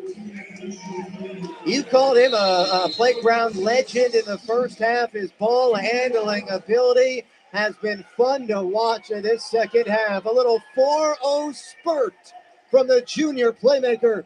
50-39 Felician, 11:27 to play, second half. We go back down on the floor where our own Jim Furchland is standing by. Thanks, Andrew. And yes, Nas Amos, those last couple of buckets, he is so great at getting on that outside defender, shifting off to his dominant left side and able to flick his wrist off like throwing a curveball in baseball, use it off the glass amongst the trees, like you said, Andrew. And he's been a dominant factor offensively for Felician in this second half. Now for Dominican, Felician alluded to in the huddle prior to the timeout, Coach Lewis wants everyone to rotate, but that's going to be problems defensively since Felician is undermanned and Jalen Burgess has been getting easy buckets off of mismatches. You saw Nas Amos against him, along with Jalen Cologne playing defense in the block, and Burgess is getting buckets off the glass easily. So watch out for Felician to see how they can maintain and contain Burgess throughout the rest of this game. All right, guys, back to you. Reporter Jim Furchland working hard in between the huddles, and Jerry Amos, man, what a fun young man to watch. Yeah, it's good stuff right there by Furch telling us about Amos. He's seen him more than any of us this year broadcasting the Felician games. But yes, absolutely. And a guy who plays with an intensity and he's 5'8", or he's listed at 5'8", and he plays with a little fire, like he's got his hair on fire, and he fires everybody up, and he plays defensively and offensively with an intensity that really gets everybody going. An 11-point lead for Felician at the under 12. Burgess zips it past the intended target, Cotman, and into the Chargers bench for a turnover. Yeah, again, Felician scores almost 90 points a game, gives up 90 points a game, whatever that is. But, in a tournament situation, teams aren't going to score 90. So how do you adjust? How do you do the things defensively that are going to be what's going to be going on in the tournament? And that's what they've done so far in both of their tournament games. Pacey, dangerous cross-court pass is broken up. Great footwork by Joshua White. They give it to White.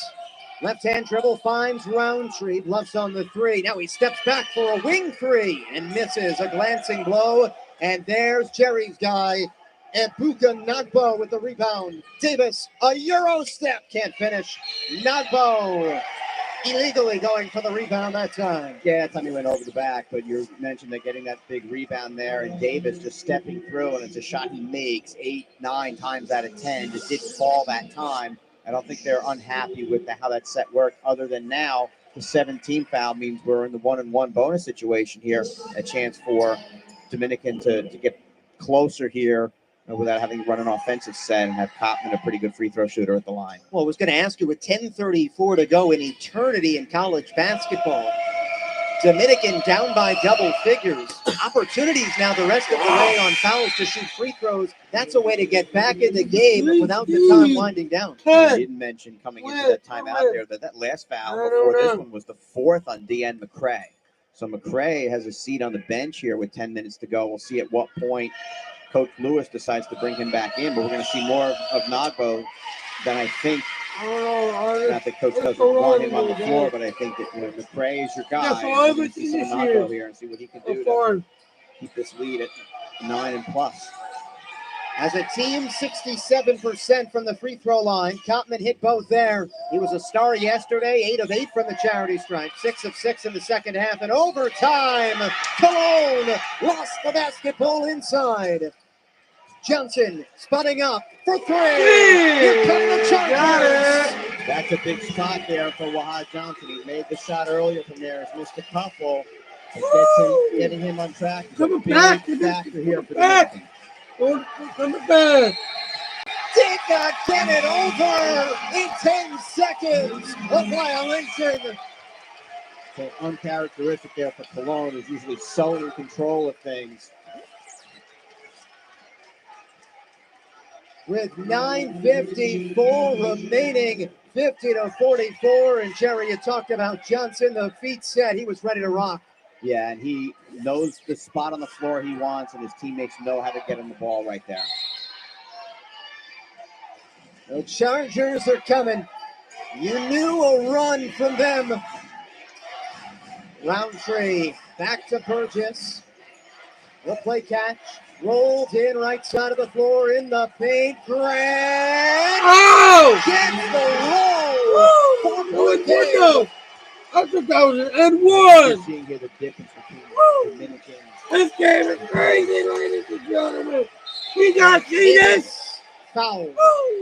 The Dominican has a champion's demeanor. A champion's, they've been here before. These are guys, Grant there with that basket, and Burgess, that have taken this team to the heights.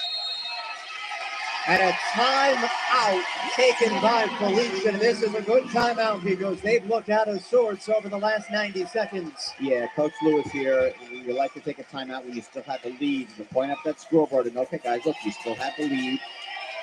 Let's just break some of this momentum. Let's get back to doing the things that we did to build that 11-point lead. Working the ball inside, driving to the basket, taking good care of the basketball, and taking good shots. Are you surprised we didn't see the pressure defense from Dominican earlier in this game? Because it's given Felician fits the last couple of times they've had the ball. Yeah, I think you start off with one set of plans, and sometimes you change your plans based on how the game works. It was Mike Tyson. Everyone has a plan until they get punched in the face. Well, Dominican had a plan. They got punched in the face. Now, are they battling back? And we see that they are. We said yesterday we kept waiting for a run from the teams that trailed early on by 12, 15 points. None of those three teams made that run. Dominican, heart of a champion, they're making this run. The Chargers making their 5th straight conference finals appearance. They've won each of the last 2 full season tournaments that were contested. 1920 over Jefferson, 18-19 season. They took down Bloomfield. You didn't think they would go quietly into the North Jersey Knights. And they have pulled to within 4, 9:26 to go. And you can hear the fans behind us cheering on the Chargers, trying to wheel them back in it. And they've closed to within 4. Yeah, such a great crowd here at Caldwell for this one. I mean, almost the entirety of both sides. And Grant just a little bit too aggressive there. He's going to get his 3rd foul, trying to deny Hookah. I think if Grant was able to punch it on the initial point of impact, it's a clean steal, but he comes right down, as you said, into Nagbo, and an easy foul for the official. 5 on Dominican, 7 on Felician. As Jerry said, DC shooting the rest of the way. Amos, tight spot on the court, drives on the baseline, and he's out of bounds. Yeah, just kind of started his motion, was going to do something, went again, almost like a double dribble, but he stepped on the baseline there, just trying to drive. Dominican can inch closer, within 4 on what is the 13th Felician turnover. 11 for the Chargers. Johnson, left-hand dribble, hands it off to Burgess, under 9 to play in the championship. A spot in the NCAA tournament, at least with the automatic bid on the line. Amos punches it out near center court. Shot clock at 5, and now it is Joshua White standing on the sideline in front of the scorer's table. Yeah, again, just back-to-back possessions where that line jumped up and grabbed feet. And, one thing we haven't talked about yet, we haven't mentioned his name much here in the second half, is Justin Davis. He's only tried 2 shots. He's 0 for 2, no points in the second half. He's going to inbound the ball here. You have to think at some point they're going to try to find a way to get him more involved in the offense. They're going to need to. Davis triggers it into the backcourt for Cologne. Suffocating defense for the Chargers over the last 3 minutes. And a foul. Burgess near center court. Yeah, the whole time there, it looked like Grant was really bodying up on Cologne. And by the time Jalen turned, they got that great play set up there for Burgess, but he just wasn't set. Partner, this is close. One more foul to becoming a free throw shooting contest the rest of the way. Burgess again running into Cologne, but no contact, no foul that time. Amos. Sean McCarthy, the freshman, is on, and that is McCarthy running over Grant. An offensive foul. Grant taking the charge. McCarthy unable to stop his momentum. He wanted to dish it off, so you've got to come to a jump stop there, and he couldn't do it. He was in the air, and just perfect positioning by Grant. Help side, outside of the circle there, and he's drawing the foul. And McCarthy will come out. Omar Ramos coming back on. The redshirt junior from Sicklerville played just 3 minutes in yesterday's win over Poe, seeing more time today and in key spots in the second half.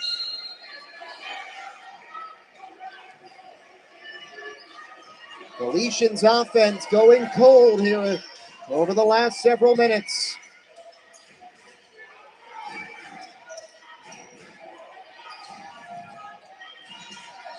This is a 7-0 spurt.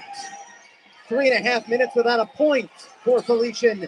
Burgess, straight on 3. Back iron. He was wide open, and Davis with a good job to redirect that rebound to a teammate. Prevent the offensive board.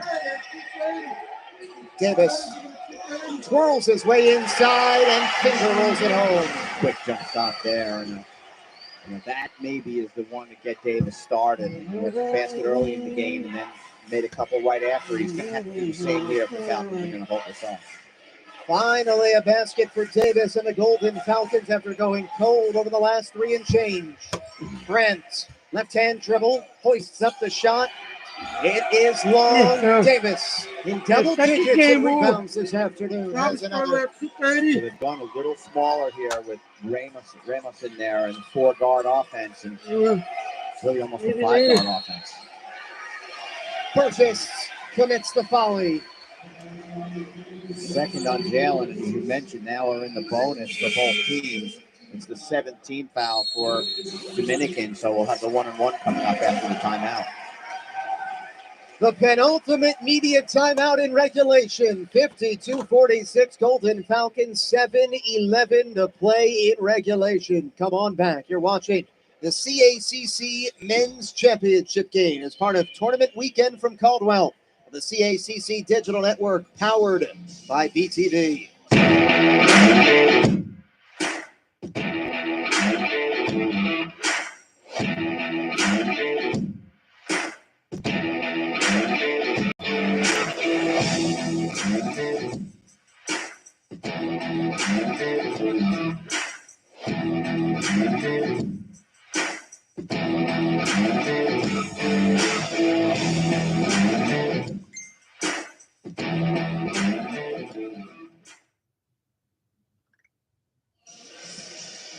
Golden Falcons by 6, the 3rd seed in the North, making their presence felt in the month of March. And Jerry, we talked about that run coming from Dominican. Big basket from Davis to try to stop it briefly, but what are you seeing from Dominican that's making life so tough for the Golden Falcons over the last 4? Yeah, their quickness is coming into play. Their defensive prowess is coming into play. They're trapping more. They're trying to do more things to kind of disrupt what the Golden Falcons have done. And, from getting the lead down from 11 down to 6 with 7:11 to play, you could say they've taken a big gulp out of the lead. You could say that. Cologne to the free throw line. Well played. And a 1-and-1 coming for Cologne, and what could devolve into a free throw shooting contest the rest of the way. 1-and-1 Cologne. And he sinks the first. Another coming. Jalen Cologne usually doesn't matter if it's a 1-on-1 or 2 shots. He's a 85% free throw shooter on the season and right about that number of his career. Just so poised. The lead is 7 for the Golden Falcons. And the old announcer jinx, I suppose. Not really a thing, but 1 of 2 as Cologne misses the second. I just think. Roundtree in a 7-point game with 7 to play. Wahad Johnson, step back. Okay. Twirls off the front of the cup, and there's Davis leaping in for a rebound. Just flies in for rebounds. It's amazing. So much fun to watch. Davis, right hand hip high dribble all the way to the cup, just flips it up, and it's off the back of the rim. Johnson likes that corner. He drives on the baseline, hangs in the air, could not get it. Burgess, the follow. Yeah, Burgess is a lot like Davis, the way he plays on the offensive glass. He can get those rebounds as well and put them back from the guard position. And Cologne bumped right in front of his head coach, Ivan Lewis. 4th foul on Daniel Grant. So, again, the 1-and-1, but also Grant's 4th foul. They're going to go instead with Serrano here. So leaving Grant in. Serrano coming in for Roundtree again, so 6:17 to play. Grant will come off now. No power play here, no pulling the goalie. Hauptman on as well to try to provide some interior scoring and defense. Cologne, 1-and-1. And again, hits the front end. Double digits now for the junior from Patterson.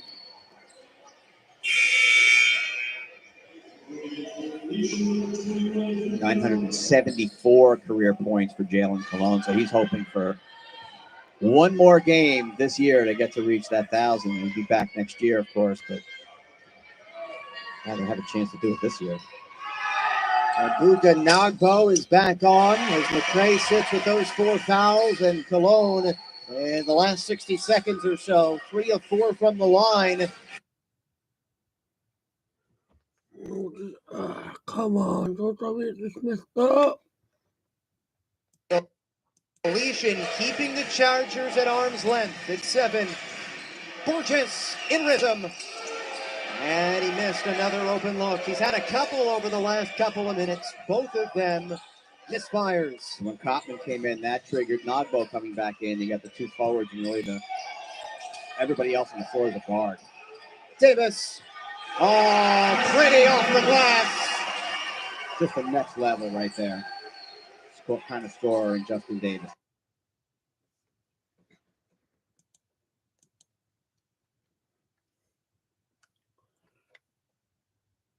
It's a shot that was not in his arsenal in previous years.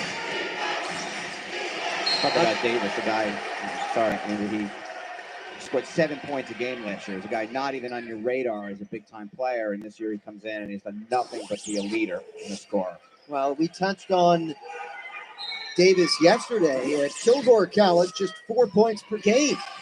In his 3rd stop, he was at Raritan Valley, then Kilgore, now Felician, and he's making a name for himself. Kottman at the free throw line. Burgess finally hits an open 3. Big-time players come to play in the biggest moments, and Burgess is definitely one of those. Davis flings it out high, dangerous for Cologne. He's able to track it down, and Peachy says, let's relax a bit, guys. And he'll take the air onto the basketball up high. Amos, shot clock at 7. We're down to 5 to play in regulation. Amos Twirling, scoop with the left hand, off the front of the cup, loose ball. Burgess is there to make a play on it. Nose for the ball, Jalen Burgess. Big situation. 6-point game. They want Burgess inside. He was being held, and free throws coming for number 5. The third foul on Amos can put Burgess, a really good free throw shooter, at the line. Burgess already with 22 points. And here comes the end of play. 4:42 to go. Trying to make life tougher for the Chargers. Not a knock on Nongbo by any stretch, but McCray has not much more experience at this point of his career. Burgess rims in the first. Burgess had a triple-double back early in the season against St. Thomas Aquinas. 23 points, 11 rebounds, 10 assists. Just shows the breadth of his skills. He's got every skill there is on the basketball court. 1 of 2 at the line. Cotman had the rebound, but it hit Burgess up high, and Karam's out of bounds. A turnover. The first unlucky for Felician that the defensive can't get the defensive rebound, but then this is just unlucky for Dominican. Burgess will usually corral that.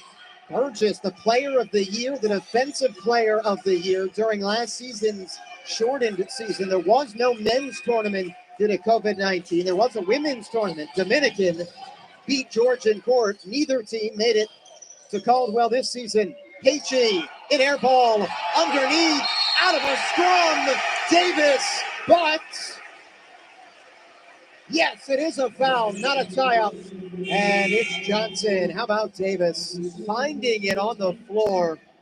Yeah, when you have a guard who can also, the way he jumps, kind of on defense, serve as a forward in terms of rebounding, well, then you've got the best of both worlds. You got a guy who can score from the outside, can drive to the basket, and then defensively can do so many things. Davis hits the first, and partner, it just seems today, and really all tournament, those 50-50 balls have gone to Felician. Yeah, I mean, again, sometimes it's hustle, and sometimes it's just the way the ball bounces. And do those balance out toward the end of the game? They do, but they also favor the team that goes for it more and hustles more. And these are two teams that are so well coached and hustle after the ball. Sometimes it's just like how it bounces. Davis, another. Back to 7. Felician 10 of 13 from the free throw line. Dominican just 4 of 5. Grant out to Burgess. On the 3. Grant fighting for the rebound with Cologne. Grant pulled away by his teammates. That was close for a technical. Yeah, I think he was just frustrated with that play. Thought he was fouled on it. A couple of players there kind of on him, Cologne, but they've been allowing some of the physicality here. Now the officials just trying to keep it in check, keep the guys who are on the bench. Just want to hear from the head coach. It's a great point. Coach Clinton's in the ear of the official, and his point is, let me handle that. We don't want a foul late. That gives free throws to Felician. They lead by 7 with 4:02 to play. There wasn't a lot of contact going for the loose ball, but I guess in the officials' mind, they were just going to say it canceled each other out. Yeah, both teams scrambling, scrapping. We just said that in the last possession. These are two teams that are hustling. They're going after it. Mutual respect between these coaches and between these teams. Just looking forward to this last 4 minutes and maybe more, partner. It was last touched by Felician. A heck of an effort by Cologne and company to save it. Oh, Kautman twisting and going to the free throw line where he has been stellar all weekend. Yeah, he's a good offensive player. He gets the step inside there, and there was nothing really Nagbo could do but foul. And we're going to take timeout here and be buckled up for 4 minutes. Our final media timeout, 59-52. Felician, the Golden Falcons holding on to a 7-point lead. Justin Kautman shooting a pair for DC when we return to the George R. Newman Center in Caldwell. You're watching postseason tournament action on the CACC Digital Network, powered by Bridgewater TV.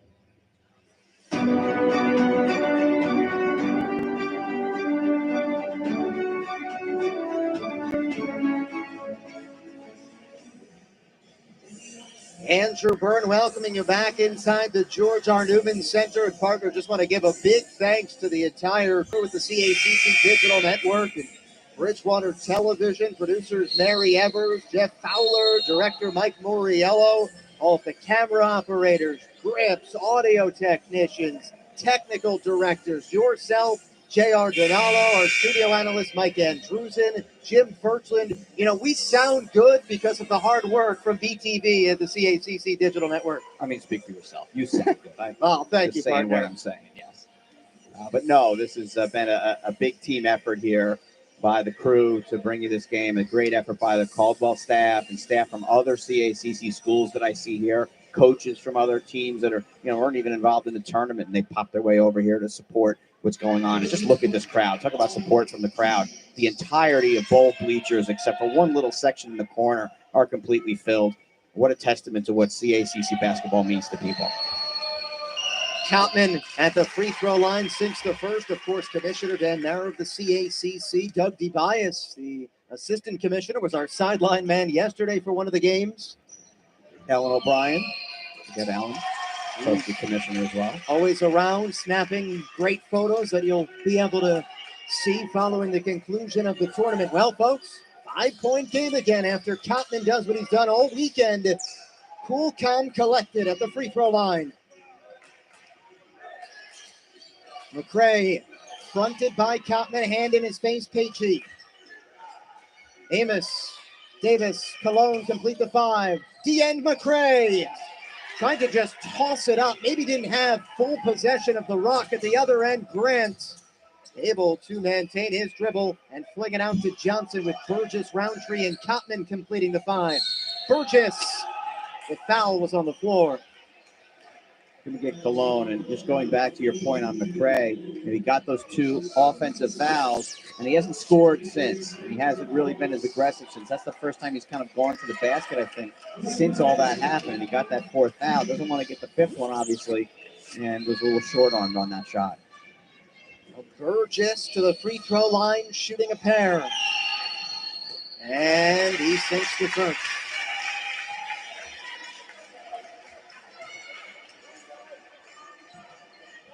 Jalen now at 24. Lead all scorers in the game. 25 yesterday. He's done it again today. He had a double-double. He has 8 of those this season, a triple-double as well. Just beating the 10-second count. Peachy, the lane opens, and the runner rims off. Well, partner, the Chargers can tie this baby up with a 3. Grant all the way to the rock. Left-hand finish. A 1-point game. Koutman with a huge pick right there. Caprian. Buckle up. Amos tosses it up left hand, rims off, put back McCray, no, and back out to Amos. They want that rebound, and the Felician Golden Falcons got a couple of looks. They'll get another. 3-point pressure now, 2.5 to play. 5 on the shot clock, a reset with Cologne. Davis, left baseline, stumbles to the floor, and might have been a wet spot. He's out of bounds. That's a turnover. And it's unfortunate that it slipped on a wet spot, which is now clear. Justin Davis is, well, where were you to clear that 5 seconds ago before I slipped? But it's just one of the breaks of the game. Well, great look at that replay from our truck, and clearly Davis just going down. No contact, a turnover, and with a 1-point lead, Felician looking to clamp down defensively. Alternating offense and defense chants from the crowd. Grant leaves it to Roundtree, extra pass, Koutman, no, but a foul. Yeah, the shot went up, and the official from behind had the better angle to be able to make that call to see the contact, and it's going to put Justin at the line here for 2 to put Dominican ahead if they can make the both free throws. And if I'm not mistaken, the last time Dominican was ahead was never. I don't think they've led the entire game. Chapman at the free throw line this weekend, 12 of 12. Now he is 13 of 13. I take that back very early on. 7-2. Dominican had the lead early on. Seems like an eternity ago. Chapman for the lead. DC's all the way back. Chargers by 1. 2 minutes to play. Who can make the shots and get the stops? Chapman diving on the floor. His back is out of bounds. They're going to say it'll be a reset to 20 of the shot clock, only by 1 second, because of the change of possession in the front court. We'll take another look. Tremendous effort by Chapman. It's close. It's close. He may have released it before his shoulder hit, but it was so close. The fish is right on top of it. Maybe they may be discussing the shot clock now. It's only 1 second. Let's see what they decide, and they'll keep it at that. I think that part is the right call. It was so close, impossible to know. And timeout on the floor. The Chargers have been here before. Their 5th straight conference final. Felician making their first appearance since 2010. And partner, you touched on the pedigree and the experience for DC in the pregame opener. And we're seeing it from the Chargers down the stretch. You know, from Felician's standpoint, Coach Lewis talked about his team's come-from-behind win on Tuesday and the composure that they showed, not panicking, being down. And it's a team that hadn't been in that position. It's the Dominican team that has been in that position before. They also did not panic. They knew what to do. They knew what was going to be the formula for them coming back. They executed it, and now they've taken the lead, and they've got to hold on. They've got to make some more baskets here to do it, but it's the pedigree of the champion. All right, so now get inside the minds of Felician. You've been punched in the mouth in this second half. You've blown a double-digit lead. How do you attack the last 155? You know, it's doing the things they did that got them here. I think you're going to still see McCray, and at some point, there's going to have to be something with Davis creating something. 60-59 Chargers, 1:50 to play. McCray open inside on the dime from Amos. Golden Falcons in front. The danger of that is if you don't rotate all the way back, someone's going to be open. In this case, it was McCray. Down to the wire in North Jersey. Cotton rejected underneath by Davis. There's Jalen Davis at his best. Justin Davis at his best. When he comes in from the weak side and swats that away. Off the inbound, Burgess draws contact. And that time he just wasn't there in time. He turned and wasn't really his guy. He tried to come over and help on it. It's going to be a second foul and a chance now for Burgess to put Dominican back on top. Burgess steps to the free throw line, 2 for the former Conference Player of the Year. And he gets the friendly bounce. Burgess had some heroic here earlier in the season against Caldwell. Hit a three-pointer with his team trailing by 2 with under 2 seconds left to win that game here on this floor. At around a 71% free throw shooter for the lead. Chargers by 1. Burgess 2 free throws to win the game against Caldwell up at Dominican earlier this year. Trailing by 85 seconds remaining. Buckle up. The automatic bid to the NCAA tournament's on the line. And Davis called for an offensive foul. Yeah, that time that's right. Yeah, taking 3 or 4 of those charges. Davis trying to make something happen, but it's just a well-executed defensive play. Felician looking for a stop. The Chargers have come all the way back. Grant goes at McCray, swings it out to Burgess. They'll reset. Chapman, left elbow. McCray with 4 fouls all over him. A minute to play in regulation. Grant spinning and blocked from behind by Pacey. Good recovery in tight.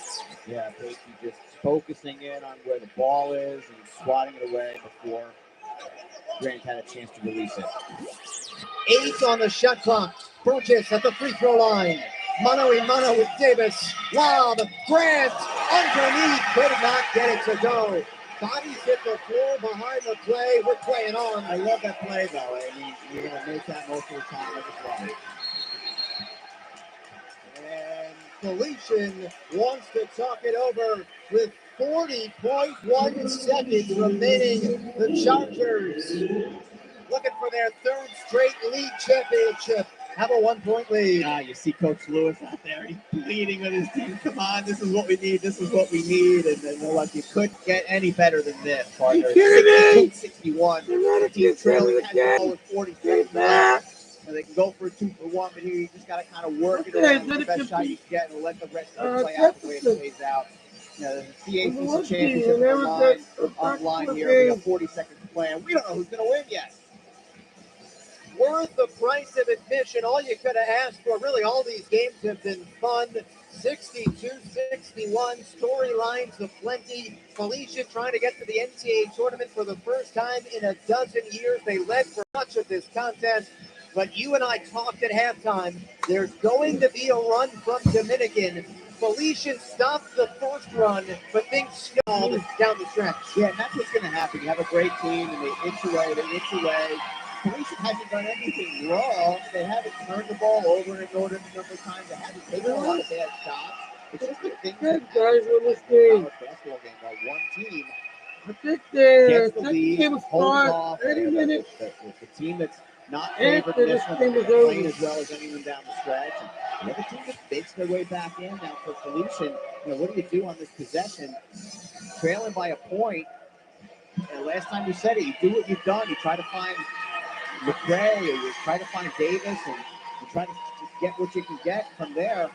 But then, just like you said the whole game, someone like a Pacey or someone like a Cologne, they're threats, they're dangerous. And for the Chargers, they have a lot of things to defend here. There's no weak links offensively on the floor right now for Felician.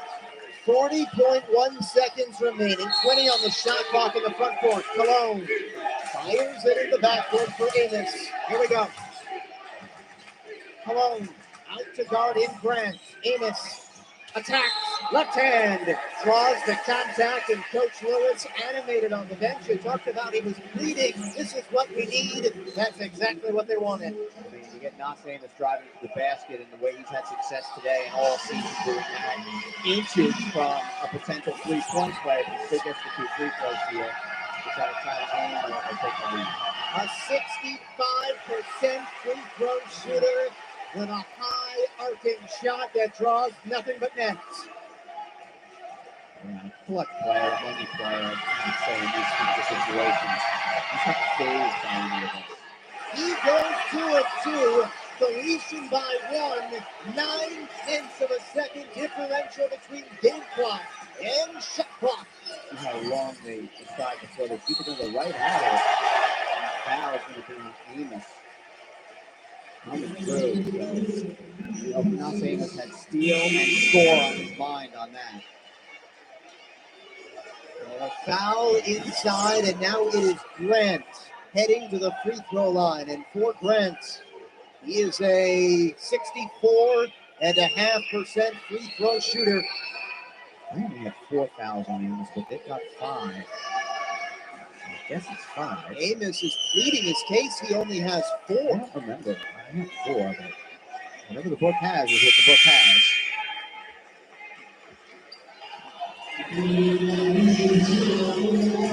Ramos looks come in here, so Grant at the line, as you said, a chance here to tie or take the lead.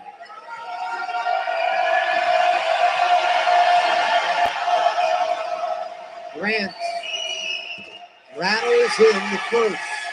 Another coming, and Jerry, you were right on this. 10:40 to play. You said both teams in foul trouble. It could come down to a free throw shooting contest. It has over the last 90 seconds, and now for the lead, Grant. Dominican in front. Both teams have been up to the challenge there. You'd love to see both teams making shots, making free throws. Chance to get a hold for the last one if they want. Final 20 seconds. 64-63. Pacey dribbles right to his head coach. Now he comes out top. And he zings it along to Cologne. 5 seconds remaining. It's McRae shimmying his way inside. Fall away for the lead. D.N. McRae gives the Golden Falcons a 1-point lead. My goodness. There's D.N. McRae. Started off the game on fire, was doing everything. Lost him for a little while, had the 4th foul. Look at this touch. I do not love the big guy. What touch for a big man. We talked about his passing prowess. We talked about that he can step out and shoot the 3. The mid-range fade-away jumper for the lead with 2 seconds left. You called it yesterday. You said D.N. McRae is not your prototypical big. He can shoot it mid-range. He'll put up 3s and make it. And there he was with Kopman all over him step for step. He might have just sent Felician to the NCAA tournament for the first time in 12 years. And we've talked about how both teams, it's such a high level of play here. They're making shots. They're making free throws. That wasn't even a defensive breakdown. That was great defense. A fade away, 15-footer by the big guy. Maybe we're doing the timing here to make sure how much time is left. So that's fine. The time is a little bit different, 2.1 to 2.3. So that makes could make a slight bit of difference. Maybe it'll make all the difference. We'll tell you in about 2.3 seconds. Quickly before they break the huddle, who do you think gets the last shot? Is it Burgess or do you run a play for Johnson or Grant? I think you play your strongest hand. You go to Burgess. He can draw fouls. He can. You know, the issue is you've got to go the length of the floor here. I don't know if there's enough time to catch and call timeout. I think you're talking about going the length of the floor. You know, the Golden Falcons will put Nagbo on the ball here so they can't just roll it in because you don't want them to pick the ball up without time going off. And what they really want is Nagbo to tip this thing. And full pressure here by the Golden Falcons. Now you don't want to foul. And that was just to see the defense timeout Dominican. So that gives me a chance to ask you, Jerry. Remember yesterday, Jefferson ran a baseball pass to midcourt, called timeout to advance it. With 2.3 seconds, is that dangerous for Dominican to do? By the time you've caught it and stopped and called the timeout, you might be at 1.3. The advantage of that is when you're in the front court, the catch and shoot is there no matter how much time is left. I guess 0.3. When you're in the backcourt like this, 2.3, you're talking about catching maybe 2 dribbles and heaving unless the catch is made deep in the front court. 2.3 seconds remaining. The CACC championship on the line. The conference's automatic bid to the NCAA tournament. Here we go. 65-64 Golden Falcons. 2.3 seconds to play. DC has to go the length of the floor. Grant runs the baseline. Fires it to Burgess. Fights around. Puts up a heave. And it's an air ball. The path to the NCAA tournament is golden for Felician.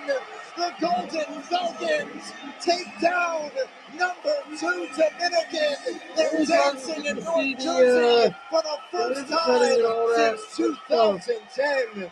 What an exciting finish. What an exciting game. Coaches exchanging pleasantries.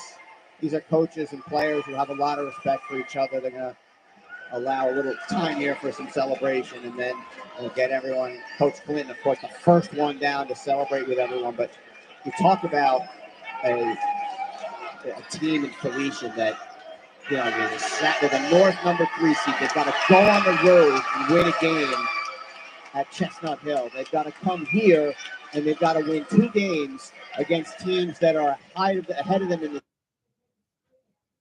standings. A team that's been ranked all year in Dominican that's playing great basketball. And they come in here and they get the victory. And Coach Ivan Lewis and his Chargers, what can you say about how great they've been?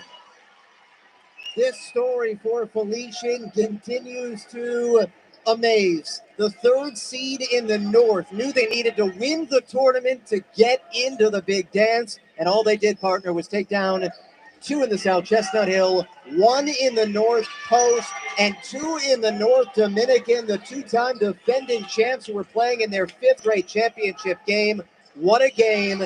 Felician makes this a 2-league bid to the NCAA tournament. Well, that's the big thing, too, for the conference is that the Chargers, we knew they were going to be in already, but they wanted to win this as much as anyone. And for the Golden Falcons, these are guys that have been through a lot, worked together, improved.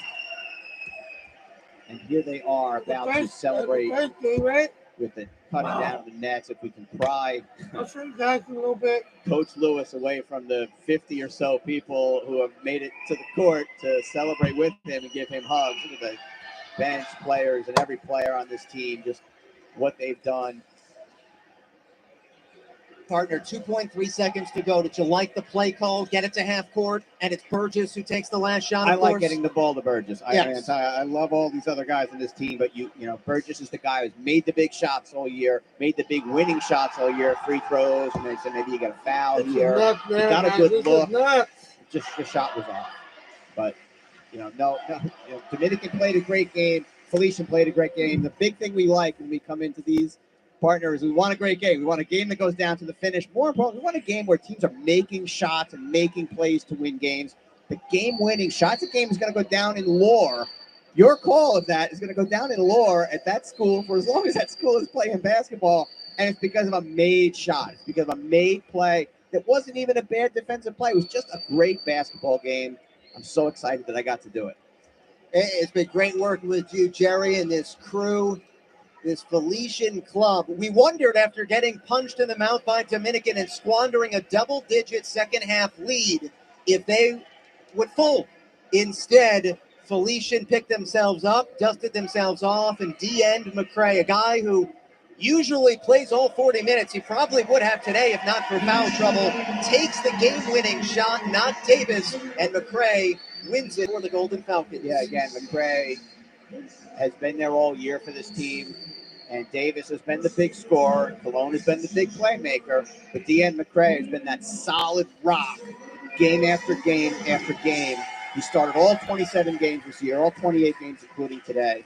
Hopefully we can get Jim Ferchland if they can pull Ivan Lewis away from the many admirers and fans right now that are trying to get a little piece of Ivan. But it looks like right now they're going to go to the ceremony and get to Jim Ferchland trying to get Coach Lewis. Now would be potentially a time with Coach on the bench.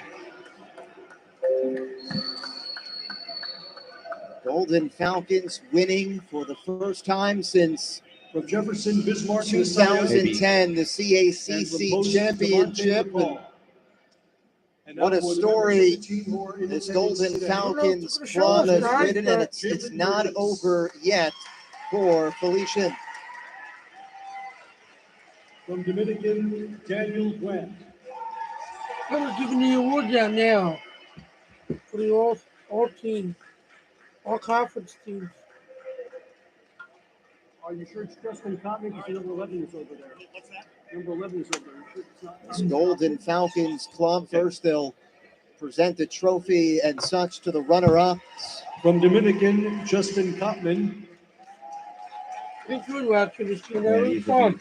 All conference, and guys, they're not interested in this. I mean, you play your heart out and you're winning, and you take the lead. From Felician, Justin give it Davis. up at the last second, and it's just a disappointment right now. I mean, they'll go back home after this game, and the rankings of the NCAA will come out tonight with the pairings, and they'll From be in it. But Felician, D.N. McRae. right now, the disappointment is Okay, palpable. thank you. Felician D-end McCray with a big-time shot. And the Golden Falcons soaring, at the risk of sounding cliche, into the NCAA tournament. And Dominican fought hard to get back in it. They took the lead. But D.N. McCray kept the storybook season alive for Felician. Yeah, he took that shot too with enough time that if he missed it, we didn't even have to talk about this because he made it. But if he missed it, there was still time for Felician to maybe get a rebound or get a foul or whatever they needed to do. So it was really kind of the perfect situation there, other than the clock running out at 0. But if he misses the shot, you have no time left. Just a smart play. He's such a heady player. I know coming out of the timeout, even or coming out of halftime, And Coach Clinton talked about. I hate when this happens, guys.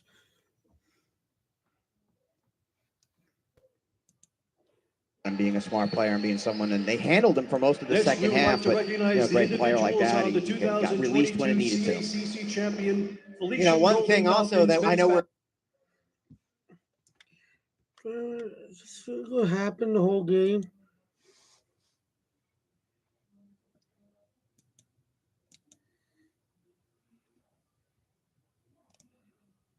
Just what they've done. And being a smart player and being someone, and they handled him for most of the Next, second we would half. like to But recognize the great player like individuals that, on the he got released when it 2022 needed to. CACC champion, Felician. You know, one thing also that I men's know we're going to basketball carry team. live that always makes it feel like the month of March is the net cutting ceremony. And for these guys, obviously, they've never had a chance to do that. Way back in 2010, Ivan Lewis as an assistant coach on that team. I got to do that right here at the Newman Center floor. But this is a position.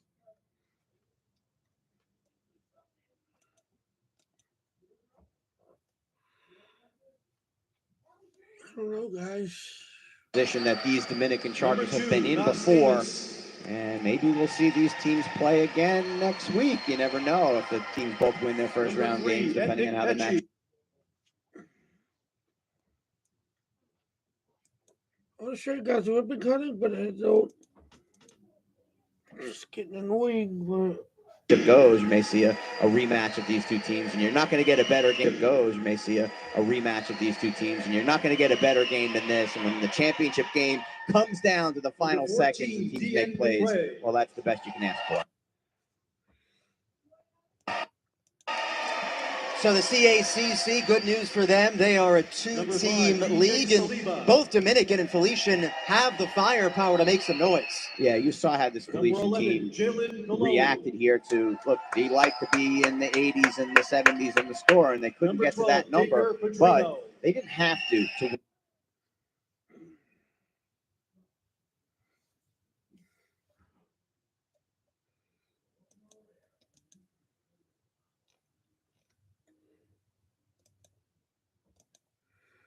I don't know why they keep on messing up, guys.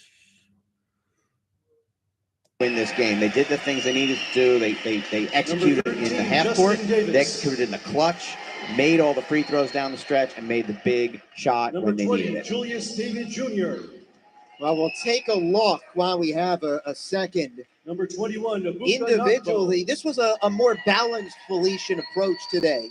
Number 30, Niles Amos and Justin Davis at 14 apiece. Deanne McRae had 13. Nick Pacey and Jalen Colon had 11 points apiece. So 5 right around each other in double figures, and that was the recipe for success. Yeah, and Davis with the 15 rebounds, and McRae again. ACC championship better. Their path littered with higher teams. They took them all down. Chestnut Hill, Post, and now Dominican. And no cheapies in there either. 3 really good teams that accomplished so much during the regular season. You talk about what Dominican did this year and what they continue to do as the season goes on. But this Golden Falcons team, they had to win 3 big games in tough environments, and they did all 3. Big wins for them. I know our very own Jim Furchland is down on the floor awaiting an interview with Jim Furchland, with head coach Ivan Lewis and one of the Felician players, as well as the Golden Falcons down Dominican to win the CACC championship. But let's not forget, Jerry, there's still another game to be played inside this building in a half hour. U Sciences and Jefferson on the women's side. I mean, we're not done. We got to do more after that. So back to follow. Yesterday we had that great game with Dominican. In the first game we said, hey, just give me anything like that the next 3. And while we didn't get that, we've got this next game coming up. It's going to be something else.